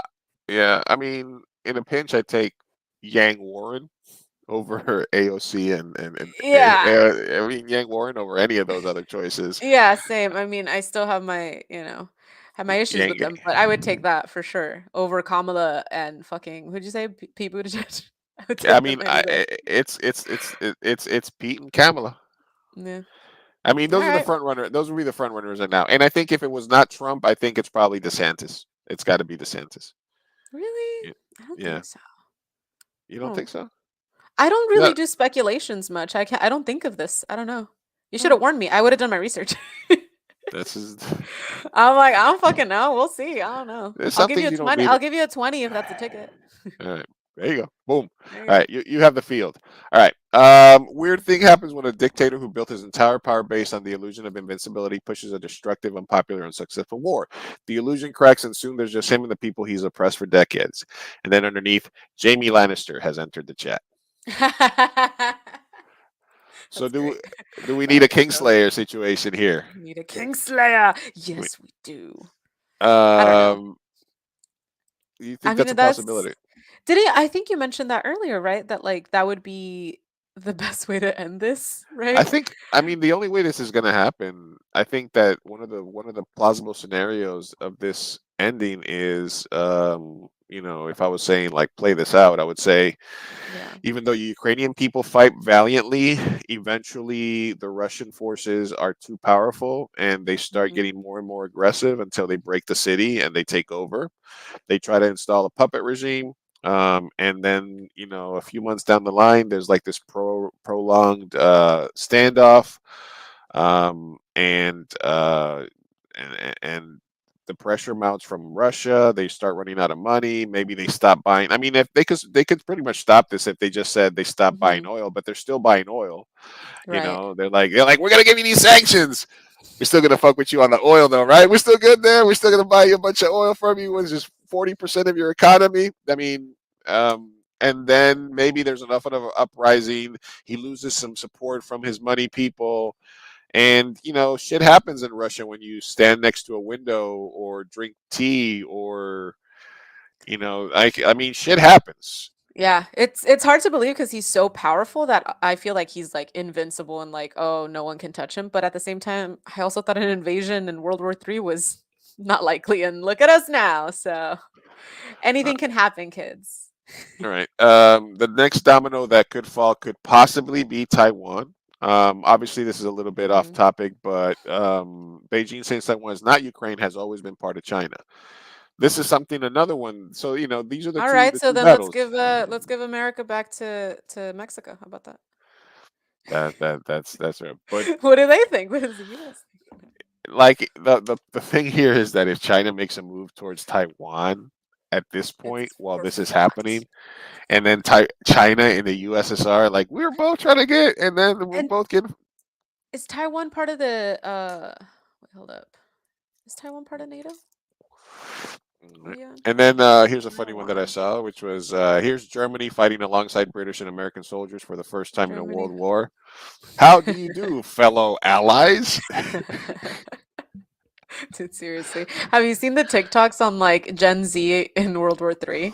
TikTok? Yeah. Oh, they're fucking amazing. Taiwan. All right, let me see what else we Is got here. Taiwan part of Is it? NATO? There it is. I don't think so. I don't think China would let Taiwan be Major part of NATO. non-NATO allies. So no, it's not part of NATO, but apparently they're allies. Yeah, they're allies, and Hmm. we love Taiwan because we get all of our electronics from them. But Mhm. yeah, this would be a tricky one. All right, so let's talk a little bit about the. I'm going to knock out some of these memes and stuff that I found, and we'll just kind of do quick thoughts on them as we go. All right. The unfortunate part of this is the refugee crisis, right? The thousands and millions of people fleeing Mhm. Ukraine right now. Now the problem is that, and there's always okay. So this is obviously being fought on the political level. It's socioeconomical level with the sanctions. There's a human level of the people. There's also the meme, the meme battle online, which Mhm. we've talked about continuously. Mhm. The refugee, and then there's the big meta sort of picture of how this compares with other events. The sliding color scale of whether or not you should care about a refugee. Poland, super down to open up its borders to Ukrainian refugees, light skin, blonde hair, Mhm. blue eyes, similar looking. Not so hot on count on bring on having Syrian refugees or Afghani refugees, Mhm. or the U.S. is all about the freedom and saving people from tyranny from the Ukraine. Not so hot on saving the people that are coming up in these scary caravans that are escaping tyranny, drug and political violence in Nicaragua, in Honduras, in Panama, in South America, in Mexico, that are Mhm. trying to come. So that's kind of the dirty underside of this, that it is showcasing that the lily white, blonde haired, blue eyed refugees is something that most of the world is really open to buying to signing up for. Here's a quick thread of the most racist Ukrainian coverage TV in the news. Basically, just kind of juxtaposed with the people who said that. The BBC. It's very emotional for me because I see European people with blue eyes and blonde hair being killed. Okay, Oof. all Oof. right. That's hard. CBS News. This isn't Iraq or Afghanistan. This is a relatively civilized, relatively European city. CBS foreign correspondent. Ah, Okay. because Iraq Uh, is just uncivilized and brown. from from Al Jazeera. What's compelling is looking at them, the way they are dressed. These are prosperous, middle class people. These are not obviously refugees trying to get away from the Middle East or North Africa. They look like any European family that you'd live next door to. We are in That's the 21st terrible. century. We are in a Yeah. European city and we have cruise missiles fire as though we are in Iraq or Afghanistan. Can you imagine? This is from French TV, the Oh Daily my God. Telegraph. This time, war is wrong because the people look like us and have Instagram and Netflix accounts. Oh my God. It is not God. in a poor, remote country. It is not in a poor remote country anymore. So basically, we should care about these Mhm. because these people have Netflix accounts. These are not Okay. just poor people; these are actual They're consumers. civilized people. ITV from the UK. The unthinkable has happened. This is not a developing third world nation. This is Europe. Damn it. All right. BFM Mm. TV from France. It's an important question. We're not talking here about Syrians fleeing. We're talking about Europeans. Mm-hmm. And it goes on, Yeah, it goes on. I'm it goes sure. on. Okay, this is another one. To put it bluntly, these are not refugees from Syria. These are refugees from Ukraine. They're Christians. They're white. They're very similar to us. They could be an extra in a Guillermo del Toro movie. Yes. Uh, uh, like, how can you put it any more bluntly? These are not refugees from Syria. These are refugees from Ukraine. They're Christians. They're Mhm. white. How fucking cold is that? It is, oh man, that hurts. That hurts. It's so crazy to think about white supremacy and how like deep seated it is in most cultures, like literally white is right in the eyes of so many, and we don't realize it until situations like these where all of a sudden some people have some shit to say about like this is different because these are civilized Europeans, aka white, but then when it's anybody of color or like a third world country, we see it differently. And I don't know, what does that say about like how desensitized we are, like all of us, right? Western Right. countries desensitized to like violence in a smaller country like Iraq, Afghanistan, anywhere in Africa, um even Mexico for that matter, but like South America. It's just, I feel like, yeah, it doesn't get news as much news coverage as this. This is also, I mean, yeah, there's the context that we mentioned earlier of like this is a possible World War III catalyst to World War III, so obviously it's important, but it's also a little bit of biases of from the media because it is a European country who are white. I don't know. It's just, I feel like it just says a lot about white supremacy Yeah. worldwide white supremacy. Conquistadores, No, man. well, I mean, and then you would say like, well, what does it say about us that we're covering it? You know, we're Latinos and we're Mhm. covering this, but we didn't have a podcast when, you know, during other. I would like to think that if there was another humanitarian crisis, that we would also be invested in it as well. And I think we both have been. Oh You my know, god. Yeah. right? You know, Mhm. so you have to look inward, obviously, and then look at. But this is just straight up racist. It's just straight up just racist shit. It's just it's literally the Family Guy meme with the different color patterns, and it's like Yeah. terrorist, refugee. Okay, this is good refugee. We were Mhm. open it. Then there's also stories that, you know, like there's a bunch of African students that are having trouble getting out of the country because they're not letting them get on trains, and there's tons of different people. There, you know, Poland might not necessarily want them, but you know, Poland will take all the Ukrainian girls you can send. I mean, yeah. Oh, the men are staying to fight. Come on, Ukrainian women. God. Come on down to Poland town. All looking like models. About 70% of soldiers in the Ukrainian army are women, brave women. Wow. Wait, did you say 70? 17. Oh, okay. God. I was like, fuck, that's a high number. Yeah, Um, 17%. Yeah, yeah, man. yeah. There you go. Nothing wrong with Uh, that. Yeah, that's terrible. I really didn't like the specifically the one that said like they're like your normal suburban neighbors. I'm like, that's something that we hear so much here when it comes to police violence. It's and like the persecution of like, black men, like how they get more, God, what's it called, profiled by police and checked for like, and charged for just like maybe possession of weed or something, as opposed to like white um men. And it's Yeah, just no, terrible. It's like, why do you assume violence? Why do you assume that people of color are gonna, no. I don't know. It's Why is very it that the simple. white people are the neighbors? They're the friendly neighbors, Yeah, but then the they people have of color, Netflix they're the ones that accounts. are They like, have Netflix accounts, Sophia. These aren't yeah, like it's Syrians. These aren't Afghanis. These aren't Central yeah, Americans. because those other people, oh my They God, look they're like just Thor, Sophia. We uncivilized, we must save them. They could be fucking Thor. offensive. Hmm. I don't know, the freedom thing, like people, when some shit like this happens, I mean, I'm trying to think of positive outcomes from it, so Hmm. hopefully people understand what actually fighting for your freedom means. It means putting your Oh yeah. kids on a bus and staying behind, knowing that you could die, and doing that because you want to try to save your motherland, your homeland. It doesn't mean Hmm. protesting because you don't like some sort of fucking rule, you know. And the other thing is, is this. It's like, fuck, we need to look at how we're treating different types of refugees. If we're all gung-ho on fucking the blue-eyed fucking supermodels coming in, then we should also, the people that look like me and you, or that are coming from, Yeah. South America, Central America, we need to show them some love too. We got a lot of space here, man. Yeah. If there's a Yeah, and conflict, it's people need to be able to move.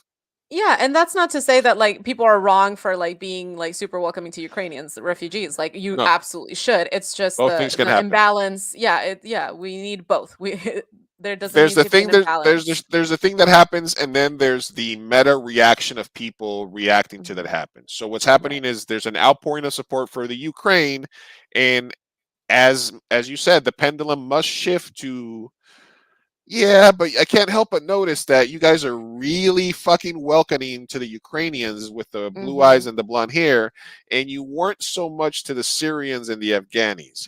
And Mhm. a lot of the people in the US that are saying, bring them here or we're going to fight, I didn't hear a lot about when there was like thousands of Afghani refugees trying to get out of Afghanistan when we were Mhm. pulling out. I heard a lot of people complaining that the pullout was wrong and that they did it the wrong way and blah, blah, blah, Mhm. but I didn't see a lot of people. There was a lot of not in my backyard. Let's help the refugee, but for the fucking blue-eyed, Yeah.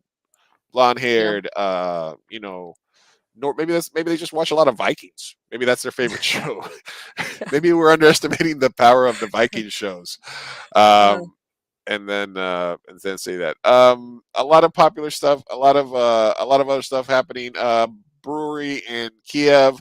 The Pavada Brewery switches from making beer to making Molotov cocktails. The brewery announced the plans after Ukrainian Defense Ministry instructed civilians to make Molotov cocktails to resist invading Russia. The label says mhm. Putin is a dickhead.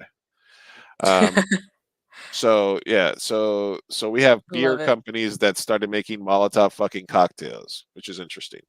That's Uh, that's wild. Oh damn.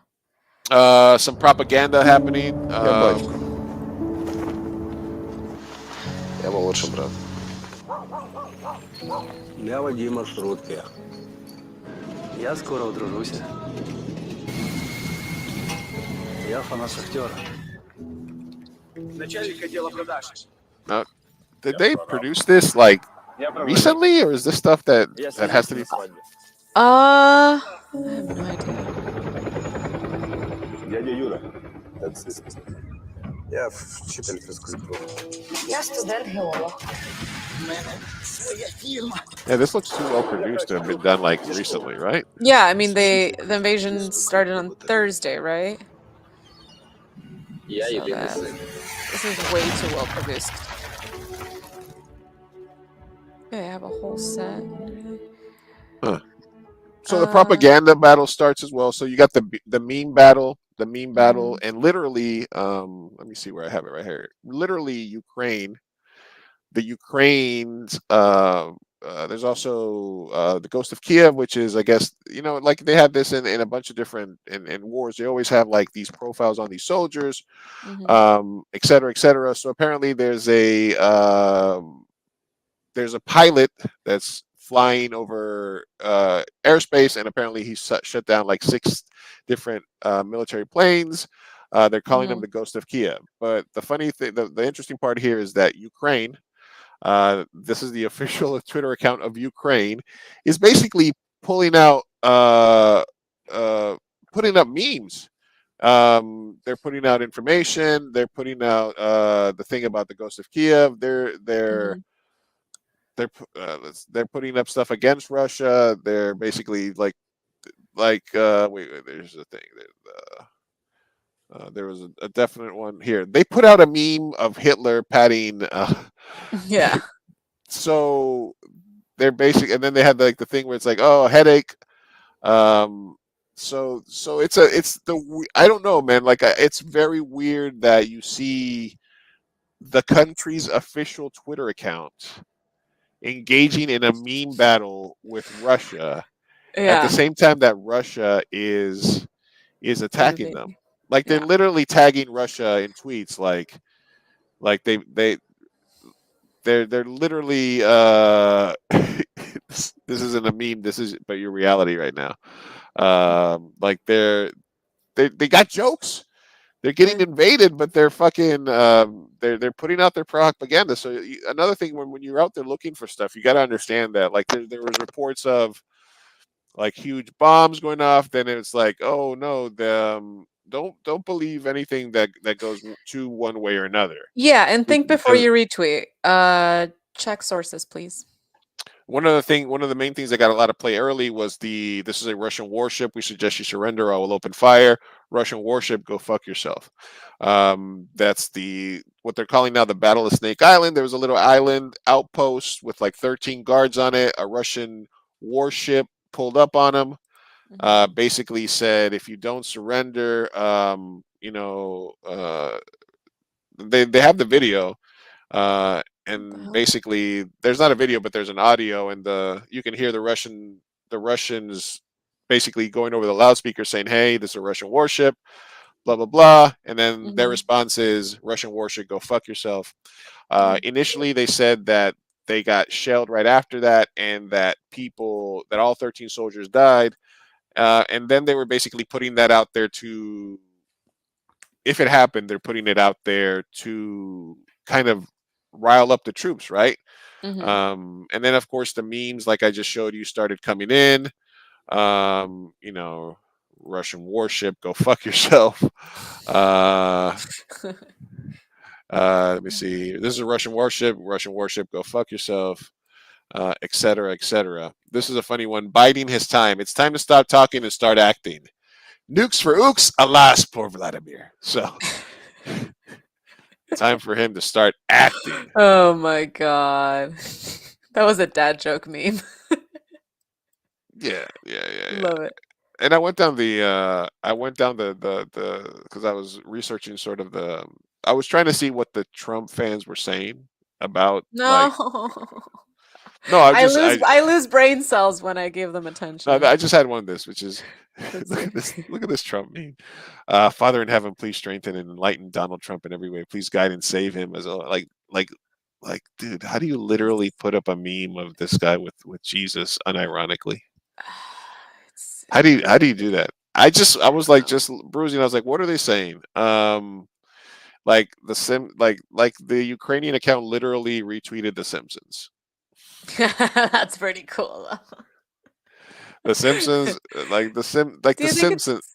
Do you think it's counterproductive that they are sort of, because this is the first war, I guess, happening in this day and age when you can make memes about World War III and stuff like that. So do you think it's counterproductive? Do you think it dilutes the messaging of the seriousness of what's going on, or do you think that it's necessary because in a sense it kind of spreads awareness? What do you think? I think it's necessary. Mm-hmm. If you're thinking of, I think that if you're not fighting the battle on the meme front, it's so weird to say, but yeah, it's so fucking weird that there's a level of this conflict that is, and I think that's just the extension of, I'm sure during the Civil War there was a battle of information, because there were specific, there's specific newspapers that were about pro abolition, and there were newspapers that were pro and against succeeding from the British. So media and getting people on your side and propaganda has been around forever.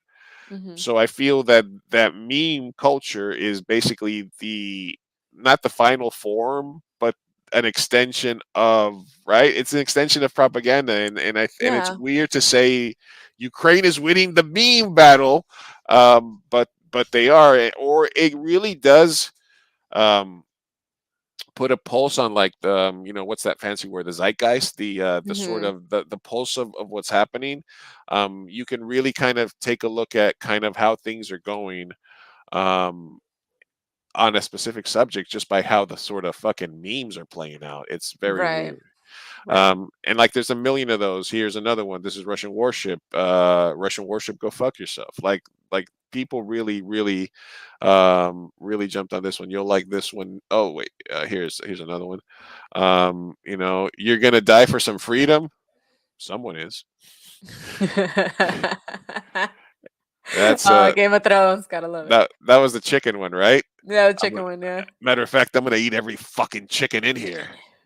You're gonna die for some chicken? Someone is.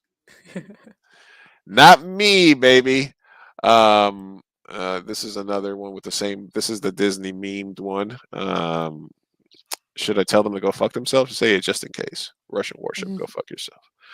But then I heard today that could have been sort of exaggerated to sort of rile up you know, It's catchy. They needed it's a catchphrase. catchy. Like anytime you hear like the ghost of Kiev, ooh, there's a fucking there's a guy in a MiG and he's protecting our airspace, and he already shot down 6 Russian airplanes.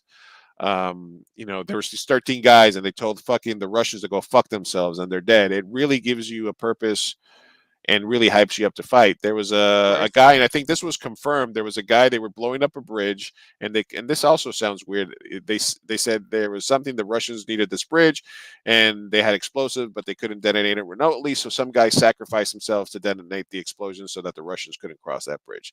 Like there's stories of self-sacrifice and bravery that should make, if you're afraid of anything at this point in your life, or if you're not doing something because you don't feel you're brave, you should probably do it. You should go ask that girl or guy out. You should shoot your shot, because there's levels to bravery, and the shit that we have to go through, like 2 years just hanging out watching Netflix and smoking weed in our house all day, like that's not tyranny. Having Yeah. motherfuckers at your gate, having, your apartments bombed, having to send your kids to Poland so that you can make Molotov cocktails and fucking protect your country. That's bravery. The shit that we go through on a daily basis that we get fucking furious about. There's stuff that we should be furious about, fucking racism, fucking violence, all the shit that we have to go through. But some of the stuff is overblown. So hopefully this shit puts something in perspective for people. Do you agree? Yeah. Oh, I completely agree. I think that we're living through, man, just insanely. I hate this word. Unprecedented times. Unprecedented times. So unprecedented times. This was a video that came out early too, which is the old lady going up to the Russian soldier. You should fill your pockets with sunflower seeds. Wait, why? So that when your blood fertilizes Ukrainian soil, it will at least grow some flowers. The sunflower is, I guess, the Ukrainian flower. And basically, she went up to a Russian that makes soldier, sense. and she said, you could at least put some fucking sunflowers in your pocket, so when you die, at least you grow a flower. That's some That's cool pretty shit. badass, honestly. That's pretty cool. Let me see. I'm knocking out tabs here. I'm knocking out the tabs. I was like, we got to wrap this up, man. Well, we're still good. We're at where we thought we were gonna be on Russia. We'll knock these out. Russia, Ukraine. Russia, Ukraine. We'll knock these out, and then I'll do a couple of lighthearted things, and then we'll get out of here. All right. Boom, boom, boom. All right. In the sports world, basically, a lot of places where they're putting pressure on Russia is different areas. They're trying to tell people to stop buying vodka, which is stupid because most vodka is not made in Russia anymore. A lot of it is different brands, and you already paid for that vodka. So taking it off the shelves is not really doing anything except, basically that's virtual signaling, I guess. Really, because you're not hitting them. So several countries, Poland and I believe another country, were supposed to play Russia in a playoff to see who goes to the World Cup. Poland, I know, unanimously decided they were not going to play against them in the semifinal. Poland could get sanctioned and disqualified for refusing to play. And I guess the next step is, will FIFA step in and ban Russia from international play while this is happening? So far, they're saying they can't use the flag and they can't be called Russia. They also pulled a Formula One event out of Russia that was going to be played there. They moved a soccer final that was supposed to be in Russia, and they moved it to France. So there's also airlines that are refusing to fly to Russia. Some people here are calling for to suspend or to kick out Russian students. I think that the sanctions and the stuff in Russia that's going to hurt the Russian economy is okay because it's going to put pressure. I do think that I am going to stop at internment camps. Like to all of a sudden take this out on Russian people across the world, I think is No. unfair. I think that the Russian people are not to blame for this, and that's it's also something that we should specify because, you know, we should not be held accountable for the misconduct of our leaders. The US specifically also has a tragic past. We are terrible. We're an imperialist country. And so just like we don't defend them for their, malice, I feel like it should be the same with Russian people. So, I mean, to the Russian citizens that are like currently protesting and standing with Ukraine, I feel like my heart goes out to them as well. My heart will go on My to heart will go on. the Russian people. I mean, to the Hmm. Ukrainian people. And the thing is, Ukrainian people and Russians that are standing with Ukraine.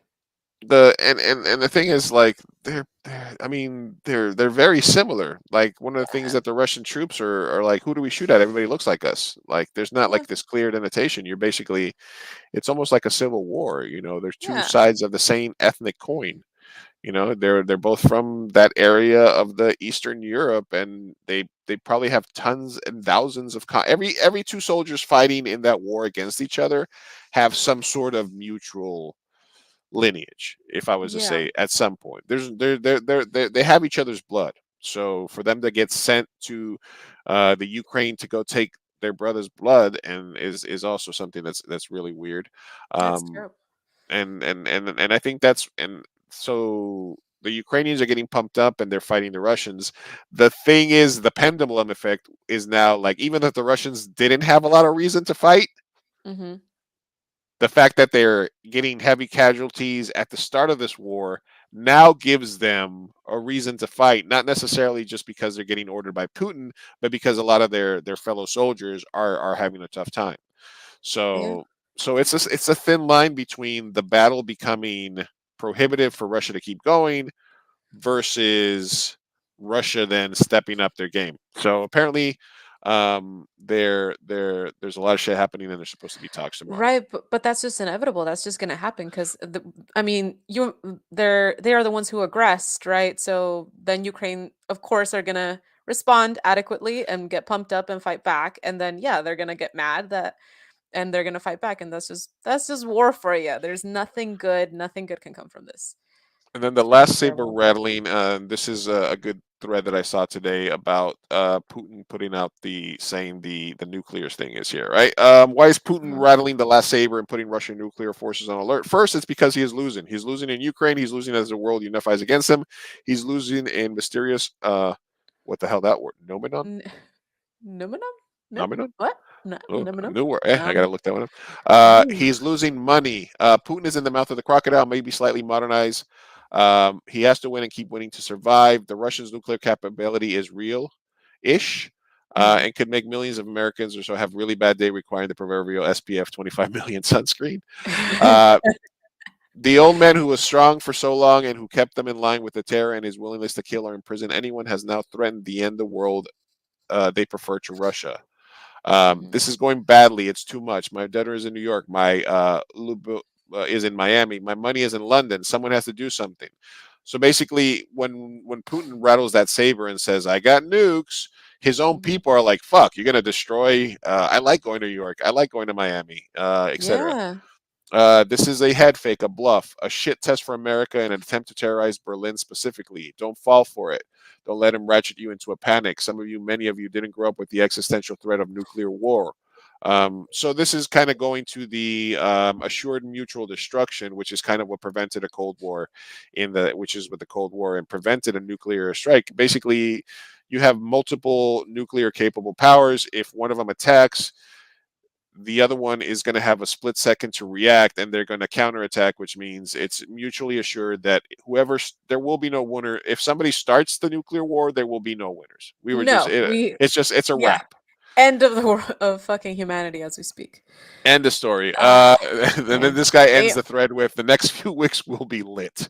All right. Oh God. uh, he was winning the game when he used the first world capacity, blah, blah, blah. The old spy misread the world. He misread the passion for democracy and liberty. He wanted to roll the clock back to Soviet era power and instead has unleashed a wave of resistance. The clock is running Ooh, now for cluck. Putin's death, imprisonment, or exile. He will fail. You got Um, chickens on the mind. and then the last one that I saw that was kind of interesting is uh, in an effort to highlight the cost of war besides casualties, here's a thread of some of the losses that they have. I won't go through all of them, but obviously sanctions. The ruble hit its lowest level. Sanctions on Russia's largest banks. Russian airlines are cut off from the European airspace. Russia's second largest airline suspended all of its flights to Europe, meaning cheap and travel to the West is now a thing of the past. Retailers are changing prices. So Germany, a soft ally of Russia, has now reversed course, sent military aid to Ukraine. So if Germany's not on your side. And they also did the Nord pipeline thing, the Nord Stream 2. They closed down the pipeline. The sports world, that's big for Russia. Manchester United terminated. We have Russian athletes signing things. The Russian Grand Prix has been canceled. Facebook is limiting Russian state news. So there's a lot of shit. The oligarchs are seeing their Yahtzees and their money frozen and their private jets. Yeah. And China's in a huge jam, so they're not trying to decide. And Putin is also uniting a divided U.S. So there's a lot of shit happening. So I think that my final word on this would be that we stand with the people of Ukraine because I think this is unchecked aggression. We understand that like the whataboutism is, the U.S. has been a piece of shit and invaded countries too, right? So there's no denying that, but we got to live in what's happening now. If you're talking about what's happening now, it's not a great thing. Do I think that World War III is coming? I don't. I think that hopefully there's still enough adults in the room, and I think hopefully somebody from Russia would stop Putin from doing that. Like if Putin gave that order, if you're just a guy and you're not insane, would you just be like, really? Like, like really? Like that's when we need. That's when we might need Jamie Lannister. I don't know if We need a Russian Jamie. Kingslayer. Oh, we man. need Russian Jamie Lannister. But I do think that everybody's going to feel this. We're going to feel it in the gas prices. The Ukrainian people are going to feel it because I think that the U.S. didn't think that they were going to fight as hard as they are. So that's a credit to the Ukrainian people. But for Russia to be able to negotiate for peace in a place of power so they get what they want out of this, which is a neutral, demilitarized Ukraine and for those parts of the East to become theirs. For Russia to get what they want at the negotiating table, they have to take the country. They have to take the capital. They have to install their own puppet regime for them to be able to then get what they want out of it. The longer the Ukrainian people fight, I just don't see a scenario where Putin is going to be like, because for him to save face, he would have to be like, all right, we hit a bunch of their weapons. We've got out of this and we're just going to back out now. For him to save face, he needs to have control of Ukraine for a while and then say, we got what we wanted. Our operation is done. So even though the Ukrainian people fighting is brave and crazy of them, I think it's gonna inflict a shitload of casualties on them. I don't know if the end game of Russia taking over is I don't know if it's inevitable. You know what I mean? Yeah, I think we might disagree on that one actually, because I from the speech, I can't take it out of my mind that Putin literally said that he wants to return to the glorification of the empire.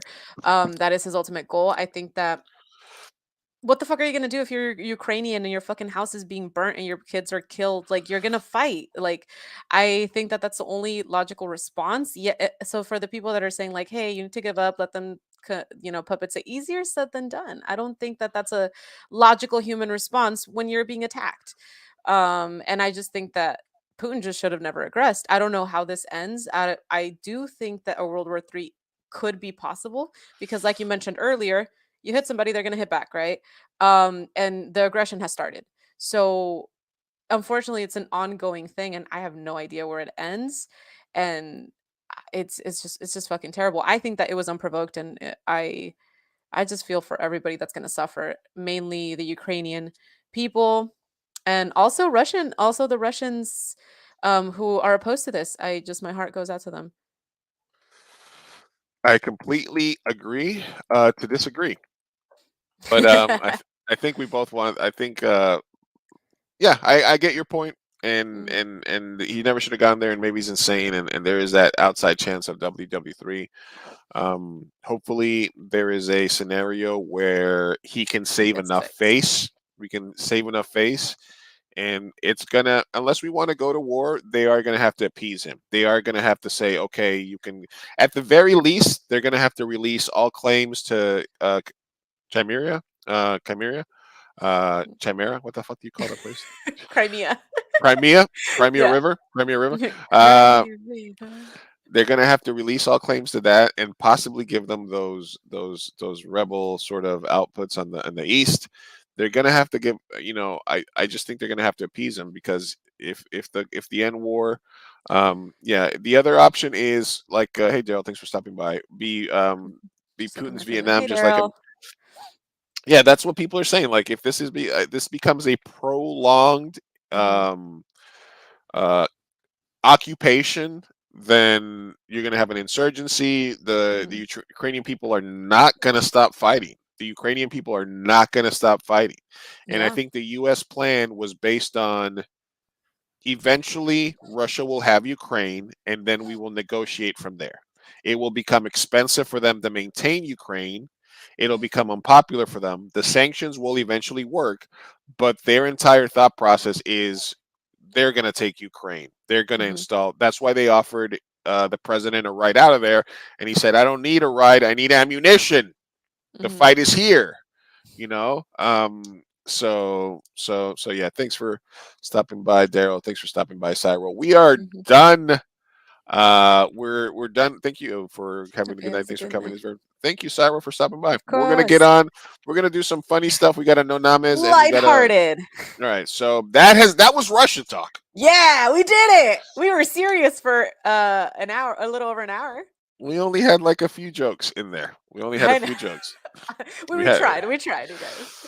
As serious as one could be. That was as serious as it's gonna get. Mhm. So yeah. So that was Russia.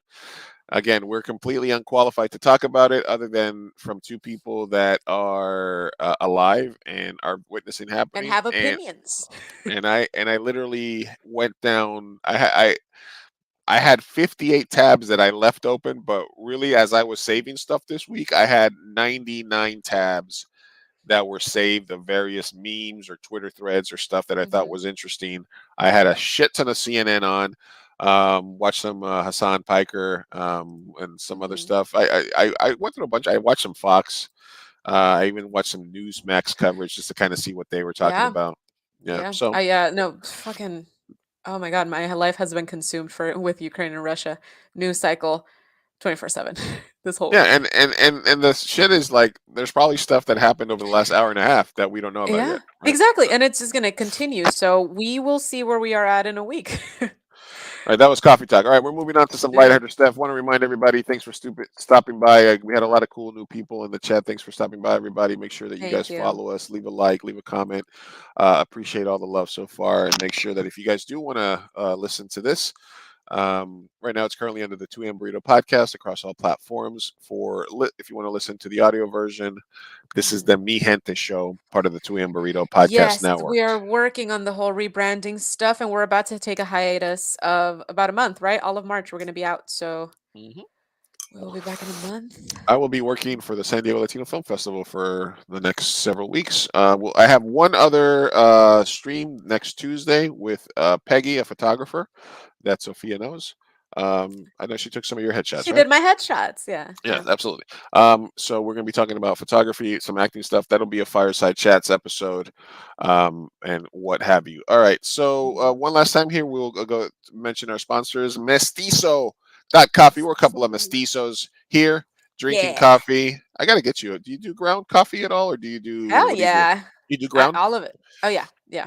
You have like what I do you have like a Keurig, or do you have how do you I make it? Just have well, are you talking about like the beans? Because I have many ways of like chopping those up. so you have a grinder and then you use I have a grinder. I have like yeah, I have an electric grinder and then I also have a like a like a manual French press. grinder. Nice. I also have a French press. I have all the honestly, there was a time in my life where I just went through like coffee like crazy and I really got into it. So I have all the machines to make coffee. I gotta talk to Big Brown Dad, see if we can get him to send you So a bag. give me some of Uh, that tonic. Give me the tonic. The 421 Colombian Cigarette Origin Coffee, proud sponsor of the Two M Burrito podcast and the Mi Gente Show fireside chats. He's a cool guy. So I like to promote brands that I respect and that I use. Go to Mestizo, MESTIZO.coffee. 10% off any purchase. Just use the code Big Chief when you check out, and you'll get 10% off for being a listener to the show. Mhm. Other news, something that was hot in the streets for me this last week. Hank the Tank. Hank the Tank, a massive bear, has broken into dozens of homes near Lake Tahoe. Now, this is Hank, the tank, What the as you fuck? can tell. Yeah, he's Hank the Tank. It's Hank And the Tank. apparently, Okay. it's not. He's a 500-pound bear. And basically, in South Tahoe, there's a problem. There's certain neighborhoods that you're supposed to have specific type of bear enclosures for your garbage, so Mhm. that bears don't get into your garbage and therefore get used to getting human food and then start coming around closer to the habitat. Right. Okay. Unfortunately, some neighborhoods don't like to have those types of bear enclosures for their food because it makes their houses look ugly or lowers the property value. Blah blah blah. Ah. So Hank is severely food habituated beer, meaning that it's lost its fear of people and associated people with food. Basically, these bears have broken into people's homes, Oh. and they have huge drinks. So basically, Hank was on a list. Hank was on a kill list. Basically, they were saying it's Oh. dangerous for Hank to exist because he's lost his fear of people. He's breaking into people's house. He's going for that food. He should be Uh-huh. hibernating, but he's not. So basically, they said we're going to catch and murder Hank, and this would have been like Harambe 2.0. This would have been like taints out for Hank the Tank, like dicks out for Harambe. This would have been taint Harambe, but yeah. Harambe. I call him Harambe. Harambe. Harambe. So this would have been taints out for Tank. And I think people would have been fucking freaking out. So then they did some Oh my further god. investigation, and apparently it wasn't just Hank because they took DNA samples. Uh-huh. And basically it just wasn't one bear; it was three bears that have been doing that. But Hank is like a big fat celebrity in South Lake Tahoe where people see him. And bear Hank was being targeted for death by state agencies. But apparently, since they know he's not the only one, that there's many more bears that are doing this. Now they're going to try to relocate them to another area. So shout out to my boy Hank the Tank. He's just trying to get a snack like we all are. God damn. So That is wild. yeah, What the fuck? I didn't know this was happening in Lake Tahoe. yeah. This What is do they something. get up to? There's bears just going to houses. This was That's going to be our crazy. lead story if there was no war. I know, right? We would have done an hour and a half on Hank the Tank. I'm sure we could. Just a random. This is something we were looking at. Just as we Yeah. do Euphoria talk here in a minute. This is Tom Holland with a parakeet on his shoulder saying, "I'm a pirate." Arr! And the quote here is, "A few years later, this motherfucker landed Zendaya." And if you looked at the picture, I mean, maybe I mean, there's hope for all of us at this point, right? There's hope for all of If us. this guy can make it all the way to Zendaya from this and Spider-Man, Yeah. then there's hope for you, Sophia. Fuck you. But yeah, I think there's a video also of him saying like, "Oh, who's your celebrity crush?" and or him tweeting or something before he was famous that he like his celebrity crush was Zendaya. And then later he goes on to actually date her. So it's like, damn, manifesting apparently works. I'm just gonna and start tweeting my and celebrity I crushes. think people were they already together before the Rihanna thing, the lip syncing thing? I'm not sure.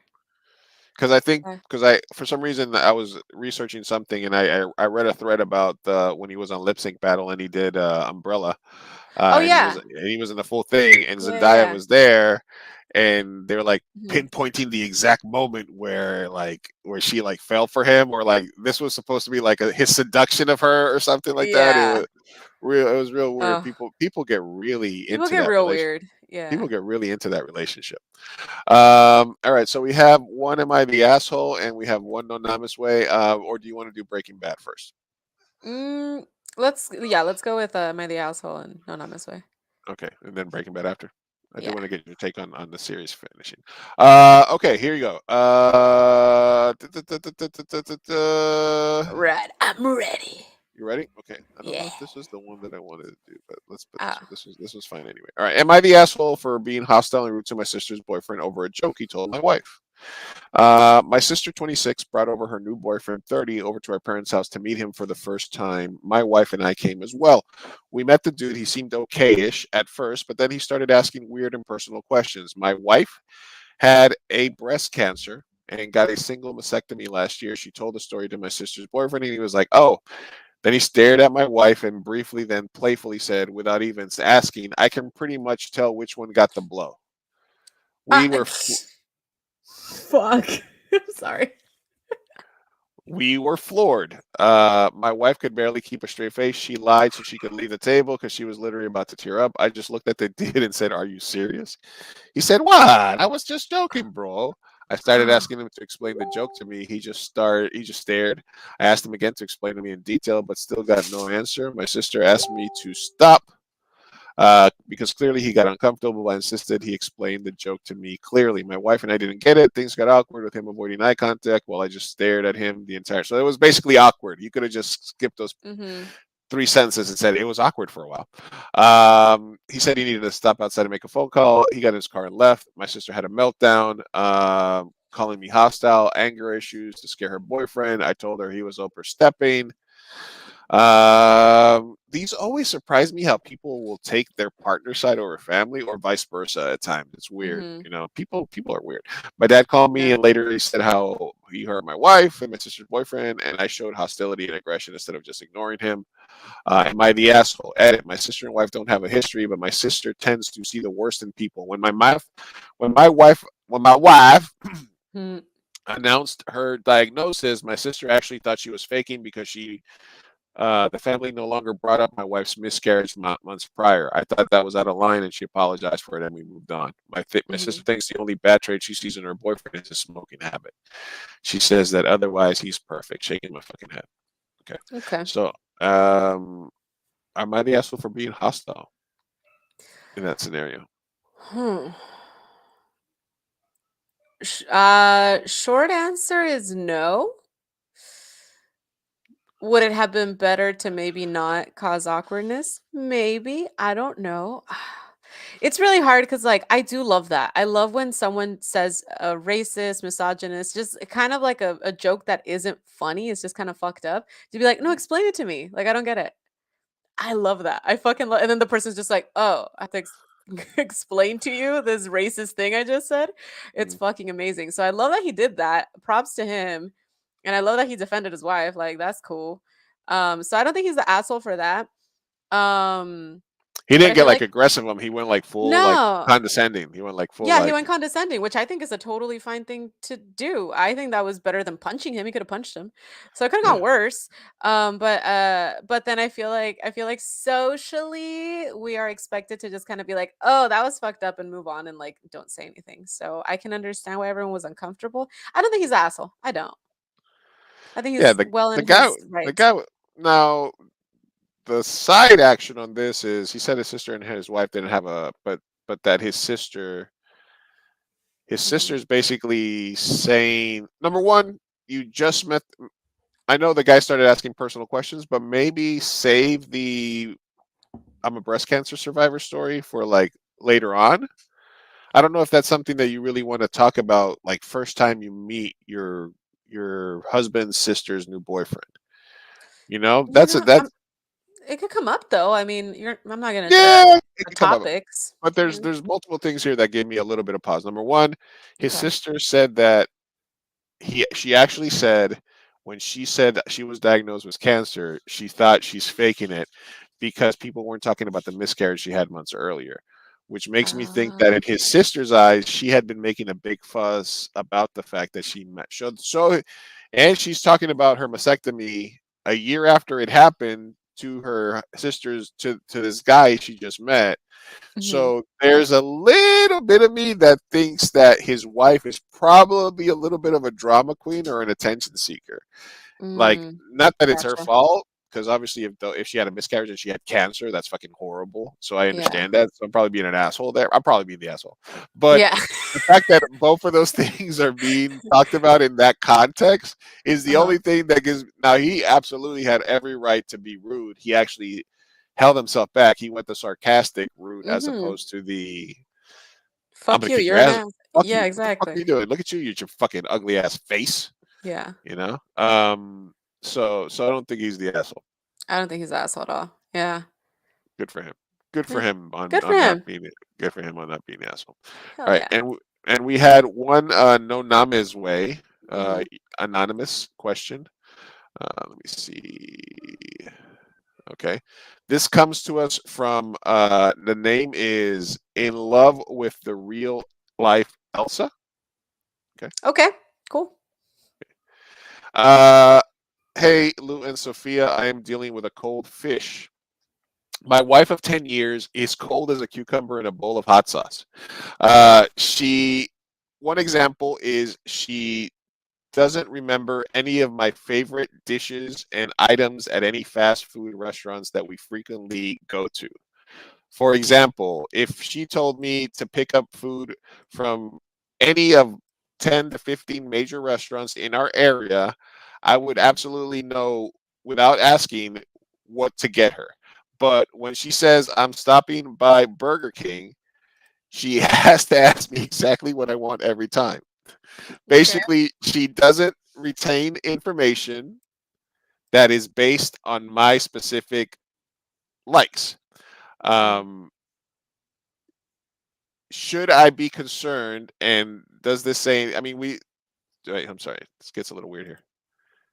Should I be concerned? I mean, this is just one example. We have been married for 10 years and have two kids together. Should I be concerned that my wife doesn't take the time to remember my favorite dishes for when we eat out? I guess, is that a sign of something deeper? Is that like, Yeah. I how long should you be in a relationship with somebody before like they say, hey, I'm like, they just show up with Mexican food and they nailed what you would get? yeah. Um I don't know that it would. Okay, I'm a little confused in the sense that they've been together for 10 years and have two kids. Hmm. So this is something that you usually would worry about, like let's say in year 3 or Yeah, 4. this is like It's not. yeah, this is not Yeah. year three. I think by I think 18 months in, you should have a pretty decent Ye- idea of whether like if she shows up What with you pickles like. on the burger and you're a non-pickle person, at 18 Mhm. months you should realize if you're getting me a burger, right? Mhm. No pickles. Yeah, yeah, yeah. And so my question then becomes like, well, has is this how she has always been, or did she become this uninterested in things that you like? Because if it's always been like that, then it kind of just sounds like it's a personality trait that she just kind of doesn't remember. Uh things like that. But if it's weird, that's something that I would worry about, but also not necessarily the ordering. Like, that's a weird thing to also get, have, like, why is that the thing that bothers you? For me, I think what would bother me more is, like, if they don't know the things I like, let's say in hobbies or, like, activities or, like, my preferences in movies, things like that. Because then I'm like, "Okay, well, you don't care to listen to, like, my interests." But my Yeah. order for a fast that's a weird thing to fixate on, in my opinion. I don't know, what do you think? Well, I think wait, if they're married for 10 years, I Yeah. mean, you got the girl, right? Yeah. You're married. So there's got 2 to kids. you Yeah. got two kids. You've busted the nut. So Mhm. so so I'm assuming that there's good parts of the relationship, right? Yeah. If after 10 years she still doesn't know your taste, I mean, it could also be a sign of somebody that's super analytical, right? Mhm. Which would be like if her response is, "Well, I want to make sure," or "You could change your mind," or maybe she's a person that doesn't have the. Maybe she's a person that likes to try different things, That's a fair point. Yeah. right? Maybe one of the places is the fucking Cheesecake Factory. They could have Mhm. 8,000 things from there, right? Like one Yep. day I might want the meatloaf, the other day I might want the fucking ravioli, right? You So right. You right. where I do think is that I do think it's cool. Like like when somebody shows up and they brought you coffee out of nowhere, Mhm. and then they got the right order or they brought you something for Yeah. breakfast that you like. So I think I like. there's details like that that are cool in a relationship, and Mhm. and but I think there's also people that do like I always have been like a really good gift guy because I pay attention to a lot and I really love knowing details about people, my friends Mhm. included, and getting them stuff that I know is based on even if it's a t-shirt or something else, based on something that I know about their personality trait that they Yeah. like. It's always Um, nice. and so I take pride in that, and I feel like that's something that's good about me. But if it was the opposite and it was somebody who just did maybe I mean, I think it's either they're scatterbrained, Mhm. or they themselves let me ask you this. When you're the one that brings the food, Mhm. do you ask what she wants? Or Always. do, or do you or no, I'm asking the guy. Like, Mm. does he know all her orders and is he never wrong? Like when he shows up with the food without asking, is she That's like, true. "Great, that's exactly what I wanted," or did she He say, I'm not in a burrito mood today. I he kind of made wanted." he made it sound like he knew. He made it sound like I do this for hers and Right. and it hurts me that she doesn't Right, reciprocate. right, because he said that he could if Mhm.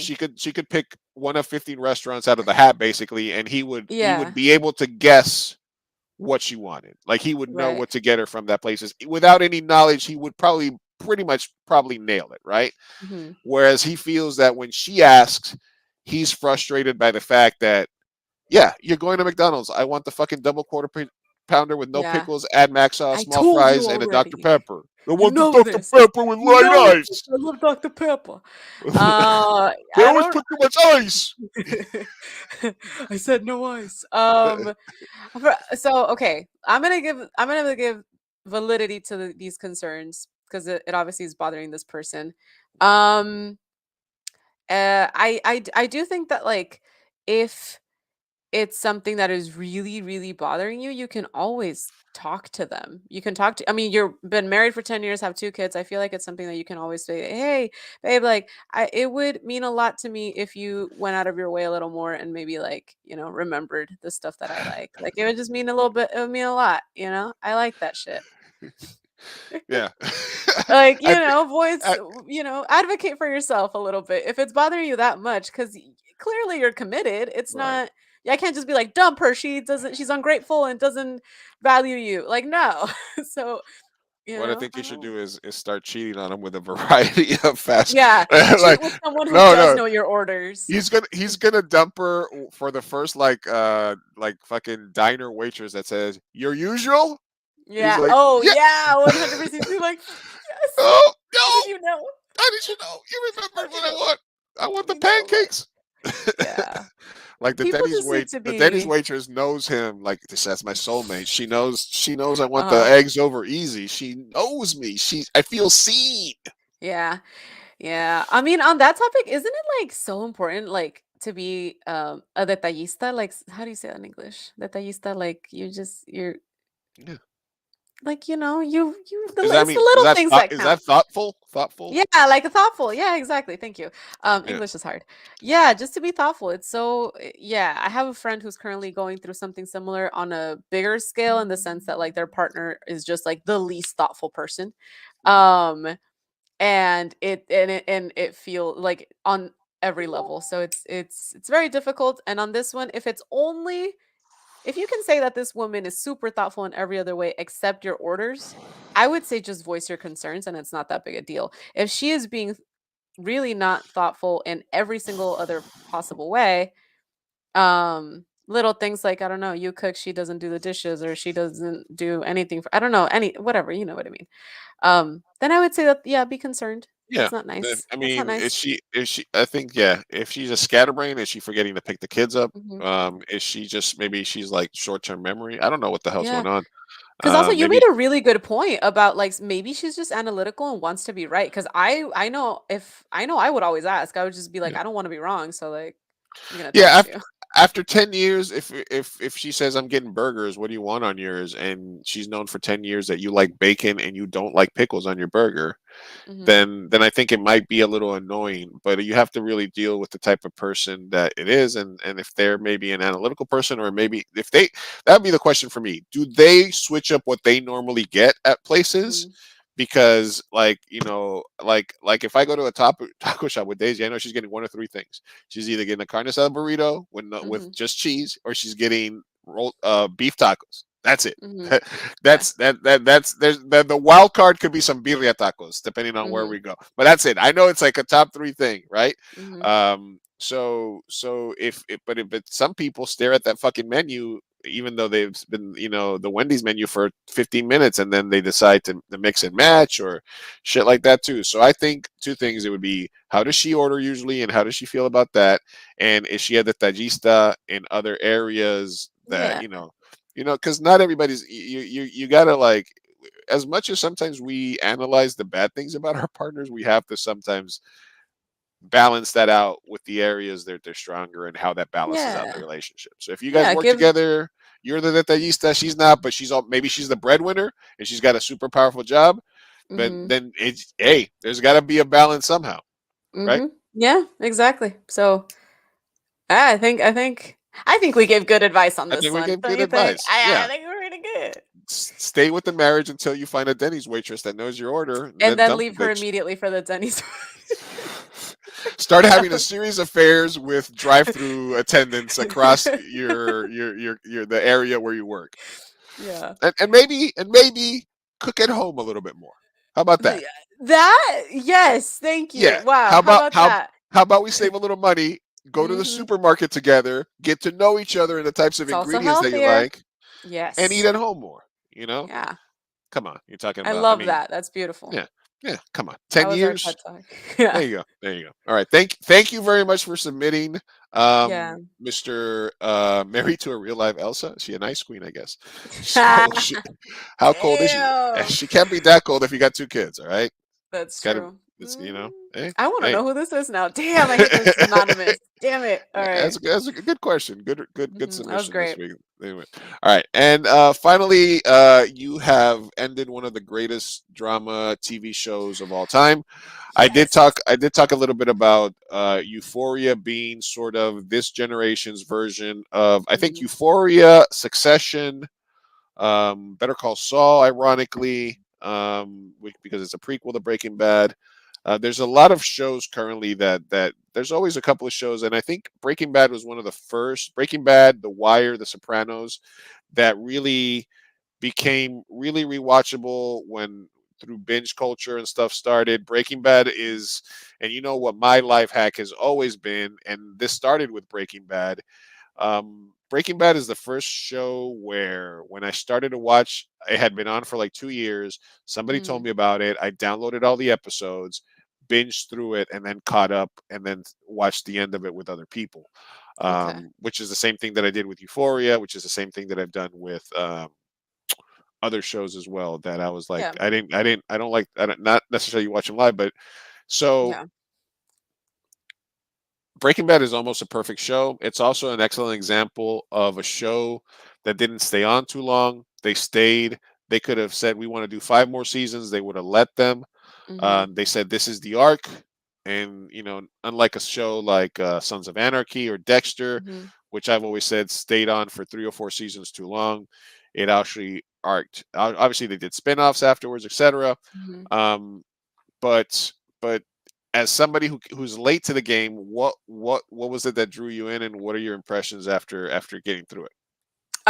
Okay, yeah. Well, first of all, I'd like to say that fuck you because I'm so envious with your experience because I wish that I would have jumped on the bandwagon that same way. Like, I just wanted to experience the last season with Mhm. people because I feel so Okay. lonely. This is such a lonely process.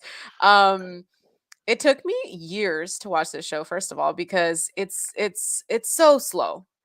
And honestly, the first 2 seasons, maybe even 3. How many seasons are there? There's 5, right?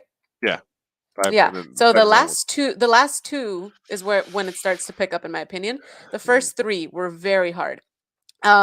For good reasons. It's like it's setting up everything that's going to happen, and its character development, and it's all super good. The problem is it's just very slow. And for me, it was hard to sit through. So I would watch like 1 or 2 episodes and then not watch it for months, and so on and so forth. Um but yeah, dude, I got to the last season, and it was just like the payoff is real, you guys. Like, I was like, boom. And I was texting you like, I can't believe this just happened. And then you're like, wait till the next, like, wait a little longer. And then like the next episode, more shit would happen, and then more shit would happen, and then more shit would happen. That's so good.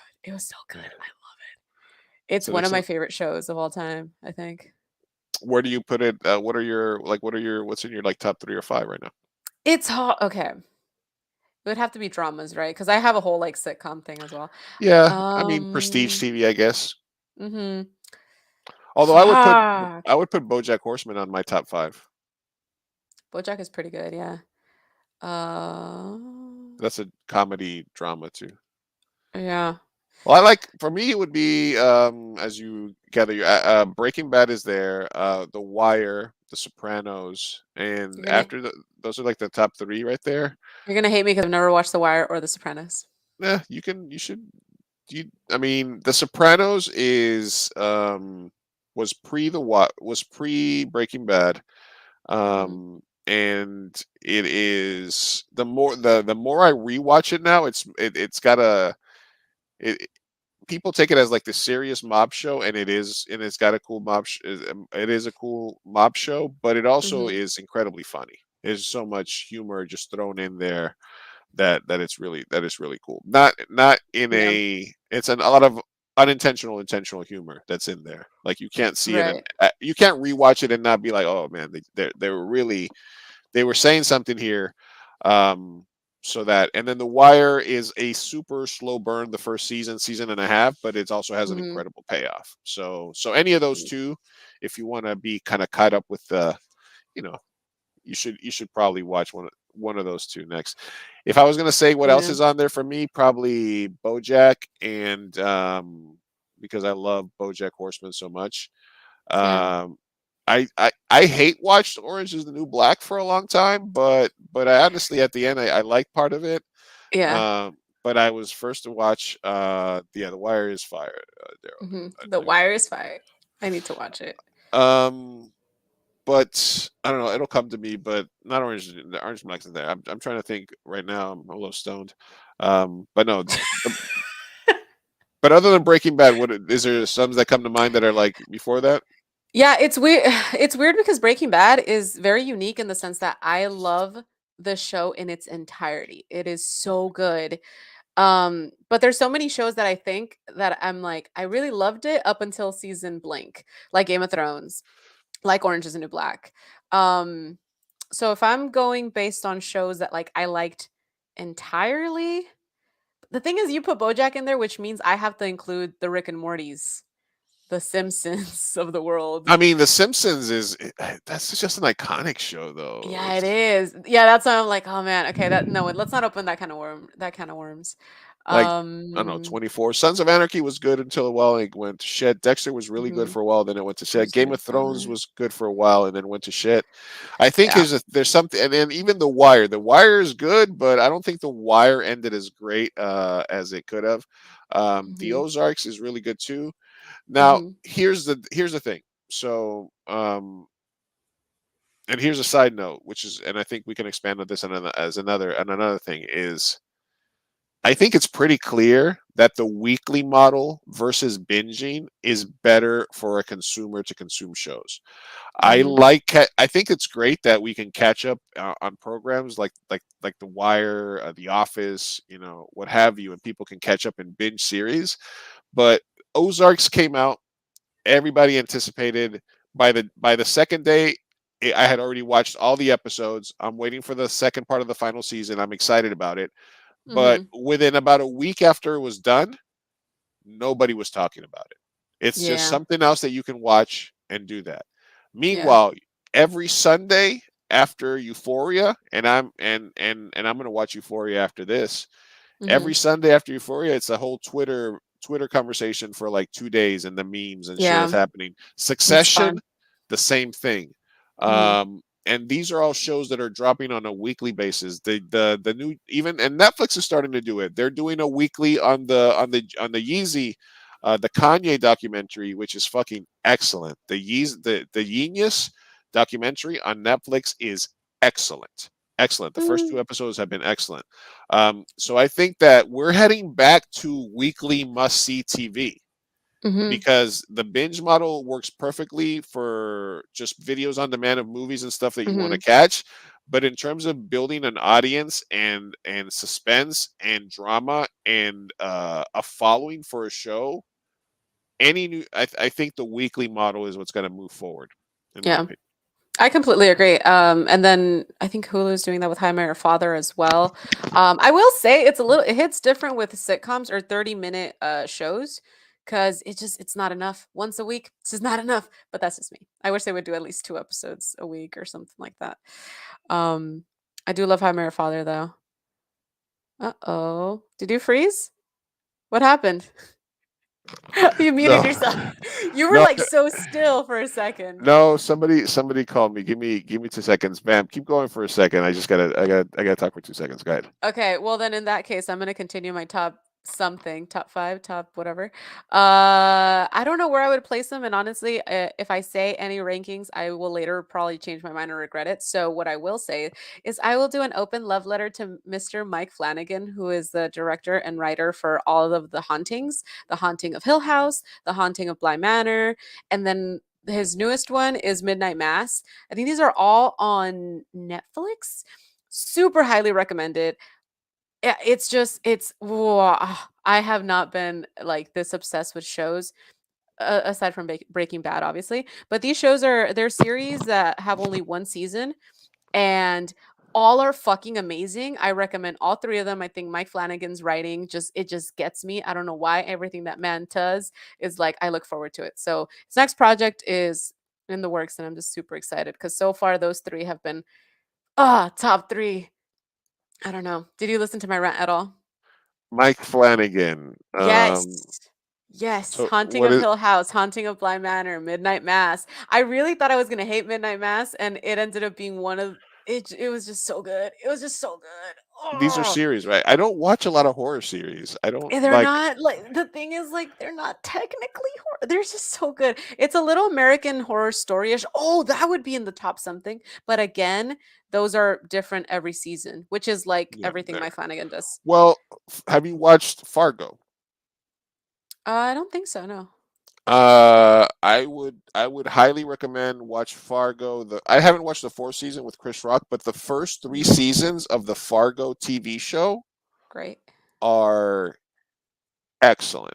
They are Okay. really, really good, and they are set in a different timeline of the Fargo universe. Like one of them is in like the Ford, one of them is like in the '60s, one of them is in like they're set in different time periods, and they all have new villains and new shit every season. Mhm. And did you watch Fargo the movie? Yeah, the one with Ben Affleck, right? No? No, that well, it's one of the early Coen brothers movies. Wait, hold up. Francis Are we talking Francis about something? Francis Francis McDormand. No, Far you're talking about the movie where Ben Fargo Affleck movie. goes to Israel. Yeah. Isn't that Yeah, yeah, Fargo? yeah. No, that's not Fargo. What's it Fargo is a called? Fargo. Don't worry about the Ben Affleck movie. Worry about Fargo. I thought that was Fargo. called Fargo. William H Macy, Francis McDormand. Oh, It's it, Marvel. yeah, it's a Steve Buscemi. Steve Buscemi. Yeah. So yeah, Okay. I would recommend Fargo, the TV show, but also watch Fargo the movie first if you haven't. That's a really good movie. Okay. Um, like I still have Haunting the to Hill watch El House. Camino and yeah, Haunting in Hill House, Haunting of Bly Manor, and Midnight Mass as well. They all have very different themes, so it depends. For me, it just so happens that each one kind of satiates, a part of me in a Mhm. sense. I'm not gonna tell you the themes, but people have favorites though. There's a lot of people that like hated Bly Manor but loved Hill House, or like Midnight Mass, just like they didn't get it at all or something. But like, it's they're all great. Honestly, I loved all of them. You should watch all of them. I don't like horror shows. I don't know why. It's I'm not. I it's don't more of know. a drama, honestly. Like, yeah, I mean, yeah, they could be a little scary sometimes, but it's more about the drama and the writing. It's just, and the acting. Oh my god, it's just, mwah, it's just so good. It's so good all around. Yeah. You would really enjoy it. Yeah. I mean, I don't have a problem. But you do have an opportunity with Better Call Saul because the final season starts in April. Oh, So what? Really? Okay, I need to yeah. catch up then. I'm gonna watch So El yeah. Camino. I'm watching Euphoria. So El Camino, Euphoria, and Better Call Saul. All right, I'll catch on because that's what I did with How I Met Your Mother. Actually, I binged it right before the last season, and best idea of my life because Yeah. like That's it was that's great. it's awesome. That's Yeah. I love doing that. But yeah. So Breaking Bad wise, what was the death that hit you the hardest? Spoiler alert if you haven't seen Breaking Bad. I know it's an old show. Everyone has watched it. Okay, that's a hard one. Okay. Man, that hit me the hardest, like it hurt physically, was definitely Hank. Oh, that shit just hurt. And I knew it was happening and it hurt. I didn't want it to happen. He was the hero when you think about it. Like, come on, Hank. That hurt. That hurt so Yeah, badly. that was a cold Yeah. one. It really hurt me, Mike as well, because that one I feel like that's when it started. Like it just started to go downhill from there. I mean, I guess it went downhill earlier, but that was the first like kill, right? Where you see the protagonist turn into the anti-hero or whatever, the villain, essentially. Um, Well, yeah, that should hurt. I mean, but I mean, It had been happening, you're right, but the he guy was not. literally Yeah. No, do tell. What's going on? Well, I mean, he kills somebody in like the first episode, right? Second episode, he kills Crazy Eight, right? Did I forget that? Wait, He what? chokes him to death when he's having like the existential crisis about, So he kills somebody pretty early on. You know, the Crazy Eight guy, and he has him in his basement with the Oh bicycle lock, yeah. and Yeah, he makes a yeah. list of whether or not to kill him or not, and the Mhm. reasons. Yes. Um, so yeah, but in terms of him going full on, Like, I don't give a uh, fuck. I'm super like greedy. I mean, he did sort of have I mean, he let Jane die, choked to death on her own vomit. He Mhm. was sort of responsible for like 200 people dying in the airplane That after was that. yeah, yeah. Did you It was know? a Did you but it was a lot of things that you can kind of morally justify, I guess, in a somewhat sense. Not the choking maybe, but like you can did you you know what I mean? Like this did one you was the catch first time. the thing about season two with the cold openings of the black and white and the pool and the eyeball and stuff like that? How did you feel about that? Wait, I'm not sure I know what you're talking about. Well, every episode of Breaking Bad of season two starts, Mhm. not every episode, but certain episodes of season two start off with the guy with the hazmat suit, Mhm. right? And the pool and Mhm. the eyeball and the teddy bear, right? Yes. Oh, right. That's when I'm so sorry. That was such a long time ago. Yeah, that's when the airplane thing happened. Yeah. Right. But if you look at the titles of those episodes that start with that, Uh-huh. um, it the let me just make sure I'm saying what it is right. The thing is, all the episodes that start off Mhm. um with that are called there's a bunch of episodes, right? And it's called 737 is episode 1. Mhm. Episode 4 is called Down. Episode 10 is called Over, and Mhm. episode 13 is called ABQ. So those are the names of the 4 episodes of season 2 that start off with that black and white. If you look at Mhm. what that says, it says 730 Down Over ABQ, which is Albuquerque. Albuquerque. Oh, So that's the cool. name of those 4 episodes that have one actually tell you what's Mhm. happening in that season. 737 Ah. Down Over Albuquerque. So they Ah, that's yeah, cool. that's a little bit of the Easter eggs for that. Ah. Also, season one, the reason season one was only 7 episodes was because that was during the writer's strike.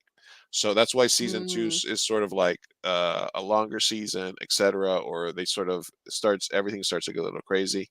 gotcha. Um, the death that hit me the hardest, I think, was Andrea towards the end, Hmm. because she felt like such an innocent bystander, Yeah, that one hurt. and the Yeah. way, and I think that's really the reason that I don't really like Jesse Plemons, really.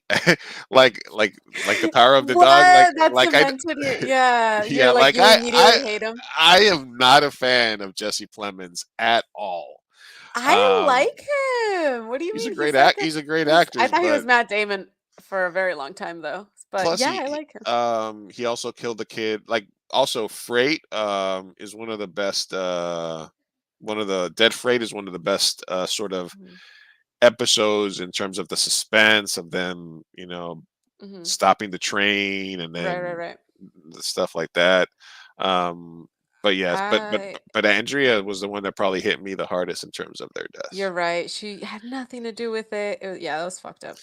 And Jesse was just so cold with it. He's just a little I idiot. just He killed that kid. I adored Jesse Plemons in that one movie with was it The Neighbors and the fuck, what is that movie called? He was the creepy neighbor, but he was such an endearing creepy neighbor.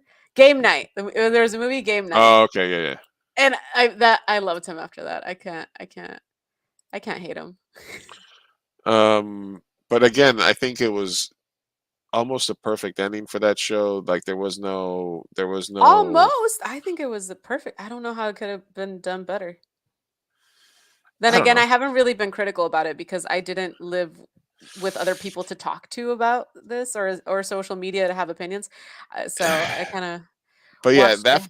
after he kills Mike, is Hmm. really when, because then even what's her face, the Stevia lady, he's like, Yeah, that was cool. because she's got all the names of the people that she wants to kill, and then he Yeah. fuck that sequence, She gliding. reminded me of you, by the way. Stevia.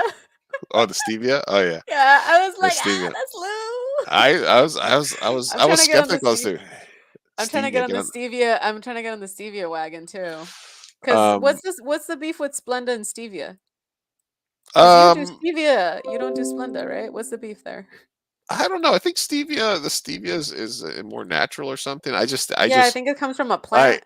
yeah, it comes from a plant. I Yeah. do the stevia blend. It's like stevia blended with something else. Mm, And it's got like a tiny bit of real sugar, and that's what I can use for my coffee. That doesn't make me want to God. fucking, go insane, Right, right, right.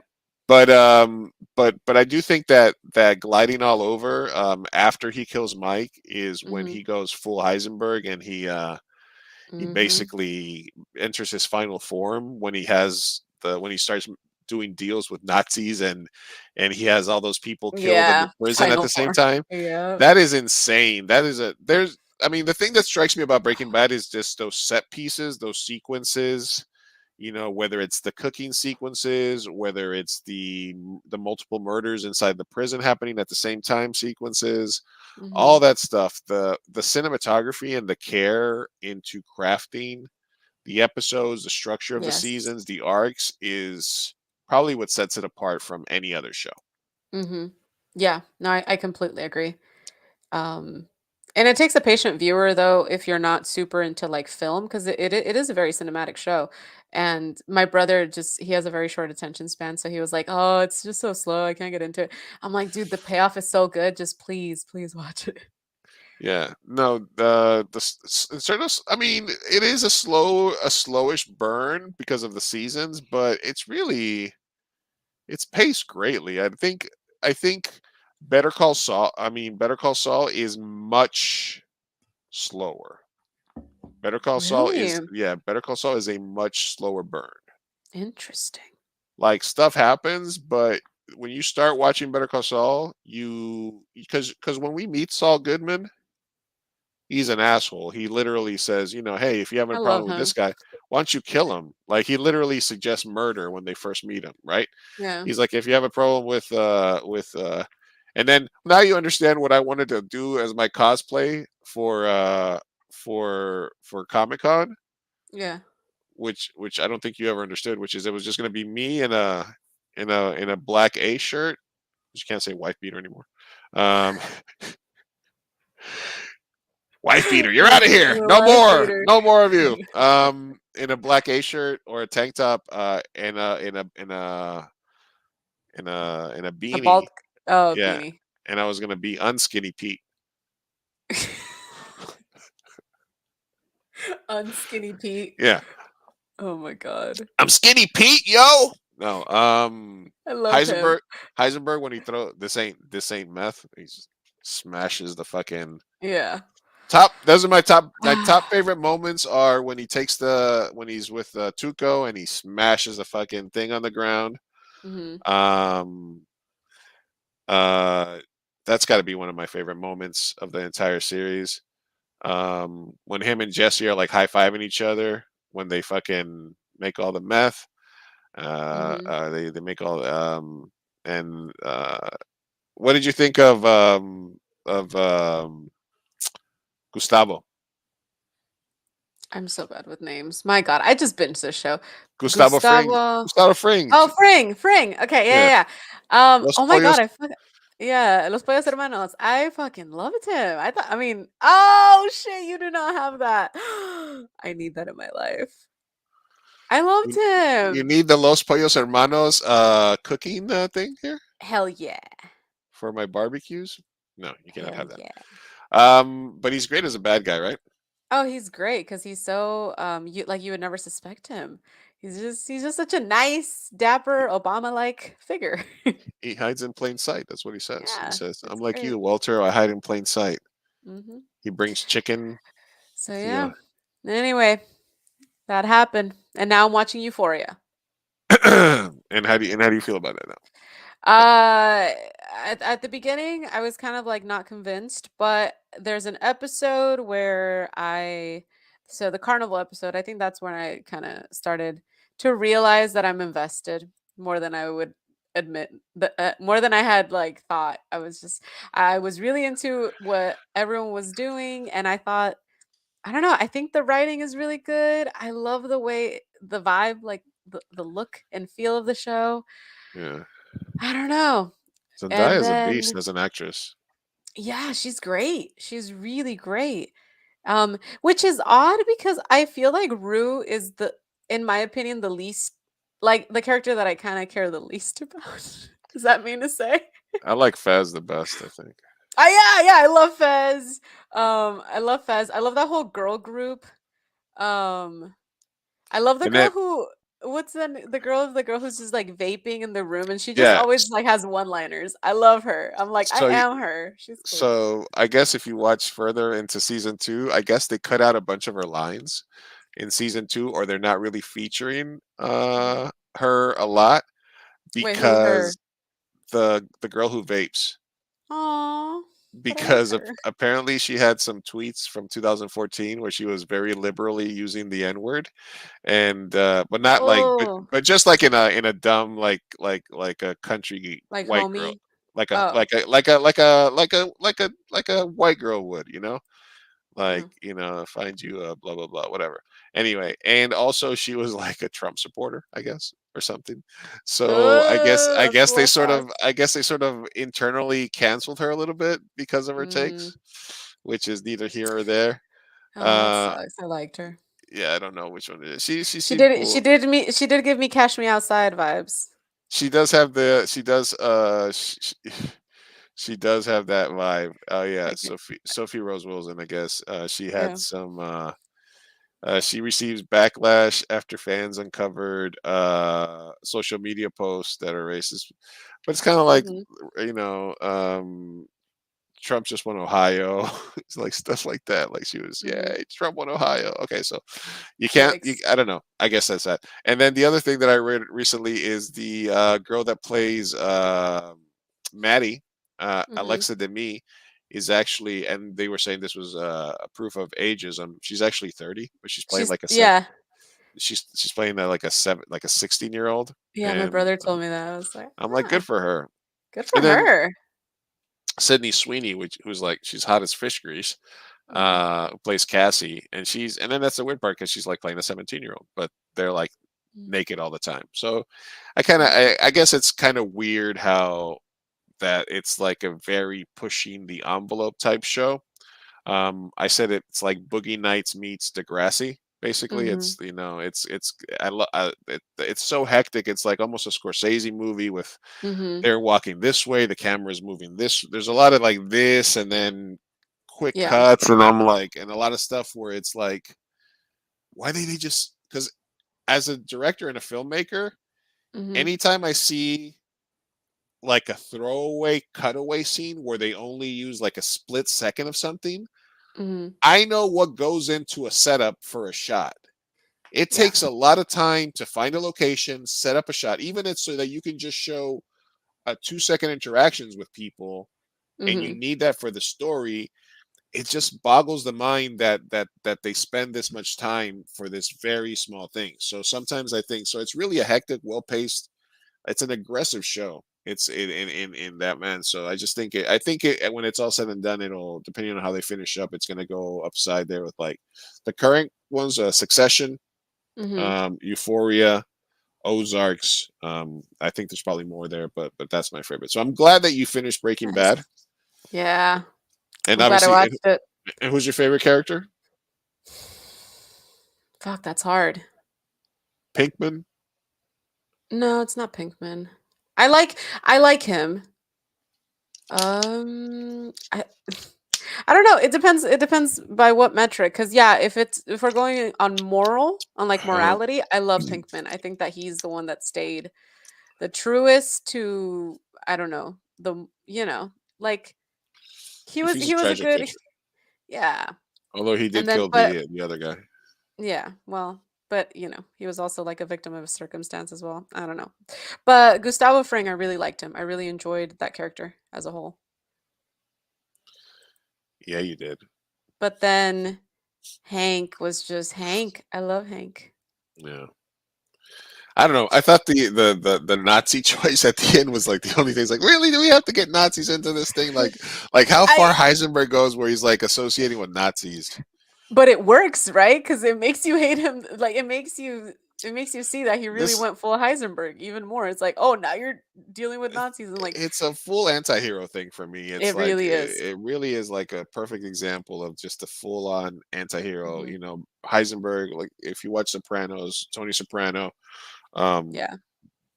it's just weird how much we love following those characters. Yeah.